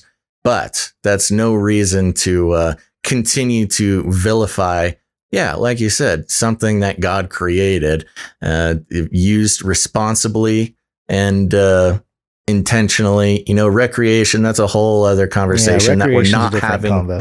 Yeah, we're just not having that conversation right now. So, and to be honest, for those who are just listening via the podcast, I know these ideas can be challenging, but I'm watching the chat here, and it's challenging for a lot of people, but also there's a lot of people here who I'm actually kind of proud to say that they are not afraid to agree with me. And I appreciate that. Well, before we get to 4 hours, we should probably wrap up the show, Basil. I think I need to get out of here. Got a family to attend to. We did it again. I know, it's so long. All right, let me gain control of my hand here. Okay, folks, that's it for this episode of 332 of Canary Cry News Talk. We will be back on Wednesday. That's Cinco de Mayo, Razzle Dazzle Basil Day, and episode 333. So turn on notifications, hit that subscribe button, hit the like button, all that fun stuff. I know I did it weird. Subscribe, bell button, all. Like, subscribe, bell button, all. But also make sure to put it on your calendar, your Canary Cry calendar, to be here on Wednesday for that episode. And remember, we're going to need some producers for that episode. And I haven't received any arguments from the Knights and Dames about our Knight and Dame special for episode 333. So there you go, folks. If you've been wanting to become a producer of the show, if you want to make it to the Canary Cry Roundtable of Knights and Dames, if you head on over to canarycryradio.com/support. canarycryradio.com/support. and become a producer there in the amount of $333. We'll be happy to knight you on Wednesday. And, I'm realizing for those who are new to the show, the Canary Cry Roundtable of Knights and Dames is the elite squadron of producers who have produced the show in the amount of $1,000 or more over any period of time. So that's the usual. The usual knighthood comes at $1,000 or more. Could be spread out over 10 years or whatever. But that's why the 333 special is what it is. It's 33% of the original price. Oh gosh, we're really hammering it hard, but hey, we're having fun with it. So there you go. Become a producer. We already said canarycryradio.com/support, but also patreon.com/CCNT for Canary Cry News Talk. Patreon.com/CCNT. Thank you very much. Can't wait for that episode. Now, here's the thing, folks. Producing the show financially is not the only way to become a producer. That's right. We got producers with all sorts of talents, all sorts of time, not just the treasure. And you can become a producer of that episode as well. If you're an artist or a creative person or a musician or whatever, create. And whatever you create, make it show related, make it special for the show. I'm proud of all your past work, but we keep an eye on the ball around here. Send that to canarycryradio.com. canarycryradio@gmail.com if you like it easy, or canarycryradio@protonmail.com if you like to keep it secret. Yes, that's right. We'll be very happy to receive those creative works as well. Now, if creativity is not your thing, you can help produce with your time. And I want to thank our timestamp champions who help us out with creating the timestamps for the show. It's very helpful for the YouTube viewers to be able to, click on those timestamps in order to skip around the show based on whatever they want to hear at that moment. Follow your heart. And that's a big old thank you to Jade Bouncerson and Christine. And we are so thankful to both of them for their work on that, and whoever else joins that team. If you want to learn more about helping out with that, you can email jadebouncerson@gmail.com. And once Podcasting 2.0 pops up, that's going to be even cooler. But I do want to thank all of our producers for this episode 332. That's producers Egorius, Joe O, Don S, God Fearin 7, Simon H, Tristan H, Eric C, Kimberly W, Ciara F, Shield Labs, Ismail S, Dame Lynn, Lady of the Lakes, and Sir Sigra the Beast. What is his protectorate? I have it here on the main document. I haven't memorized it yet. Sorry, Sigra. Knight of the Silent Watch. Is it Sir Sigra the Beast, Knight of the Silent Watch? There you go. Thank you very much, Sir Sigra the Beast, Knight of the Silent Watch. And of course, to our jingle makers and artists, we appreciate you very, very much. But you can also help out the show by sharing it. It's easy. Just hit the share button, share it out on your social media, share it out wherever. Put it on a CD, put it in an envelope, mail it to your mother, because she could probably figure that out. Or whatever. You got friends, you got family. They're starting to figure out that the world is not what it seems. And sharing an episode with them might be a nice, easy, gentle on-ramp into the world of questioning the official narratives. We like to call it rattling cages. And if you need any more instructions, here's what you do. You walk right up to them, grab them by the cage, and then you shake it. The end of the world occurred pretty much as we had predicted. I want to shake things up, stir up some controversy, rattle a few cages. Hey, stop that! You'll never silence me. I'm the last angry man, a crusader for the little guy. Leave the bird alone. Never. Rattle a few cages. Rattle a few cages. The human race will have every opportunity to improve. And if they don't? Ask Noah. That's right. Just ask Noah. All right. I also wanted to mention ratings and reviews, baby. You can leave ratings and reviews on Apple Podcasts. It's very helpful, convinces those algorithms to share the show. Your review might be the thing to help somebody find the show. And isn't that a special idea?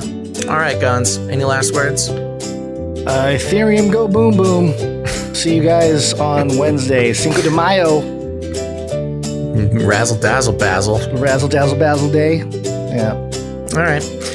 Sounds good. There you go, folks. Be back here on Cinco de Mayo, Wednesday, episode 333. Thanks for listening to this episode of Canary Cry News Talk. Make sure to tune in next time. But until then, think outside the cage. Come on, man. Aliens. Keep yapping, man.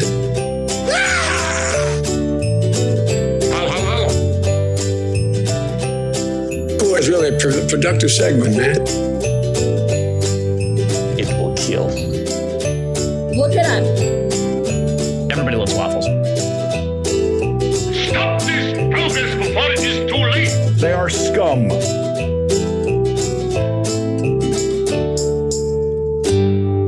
Remember, reality is an illusion. The universe is a hologram. Buy gold. Buy! I want to shake things up, shake things up. I want to shake things up, shake things up. Leave the bird alone. I want to stir up some controversy. I want to rattle a few cages. I'm the last angry man. You'll never silence me. I'm the last angry man. I'm the last angry man. You'll never silence me. I'm the last angry man. A crusader for the little guy. Well, we'll see about that. Whatever, Illuminati. DuPont, that's where I started. Come on, man. A huge blunt, a joint. Give everybody mushrooms. Smoke. The CIA, lots of intelligence agencies have tested secretly dosing communities. Psychoactive pills should be covertly administered. Aborted feces.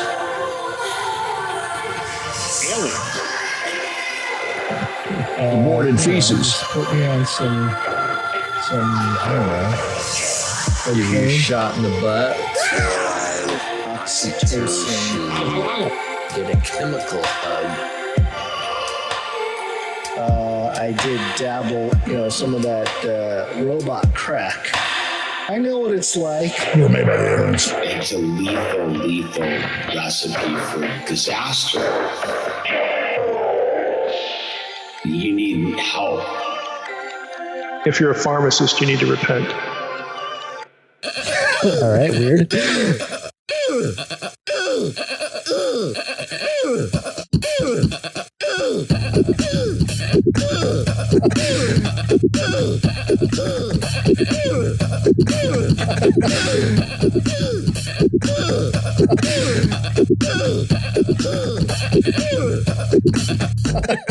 Fun fact, I believe it was another fun fact. Boy, it's really a productive segment, man. Fun fact. Another fun fact. Brings me back to my Screamo days.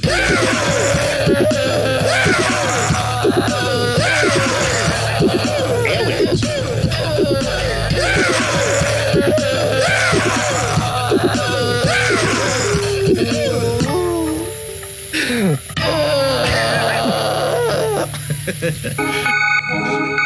In the future, humans will be confined in a people's zoo. I'll keep you safe and warm in my people's zoo. He's a Satanist. I'll keep you safe and warm now in my people's zoo. And melt those babies into candles.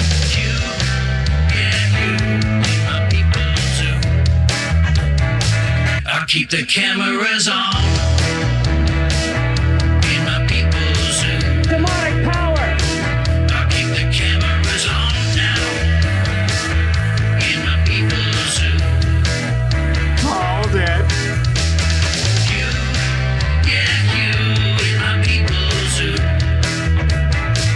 They are scum. People don't even read their Bible, for heaven's sakes. We're made by the aliens. Are you even woke?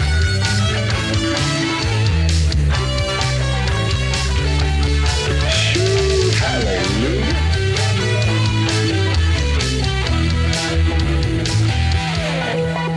I'll make you fat and sassy in my people's zoo. It will kill. I'll make you fat and sassy in my people's zoo. You can't handle the truth. You, yeah, you. You, yeah, you. Really? You, yeah, you. In my people's zoo. I'll keep you warm and safe in my people's zoo. Do not come back, you Nazi psychopaths.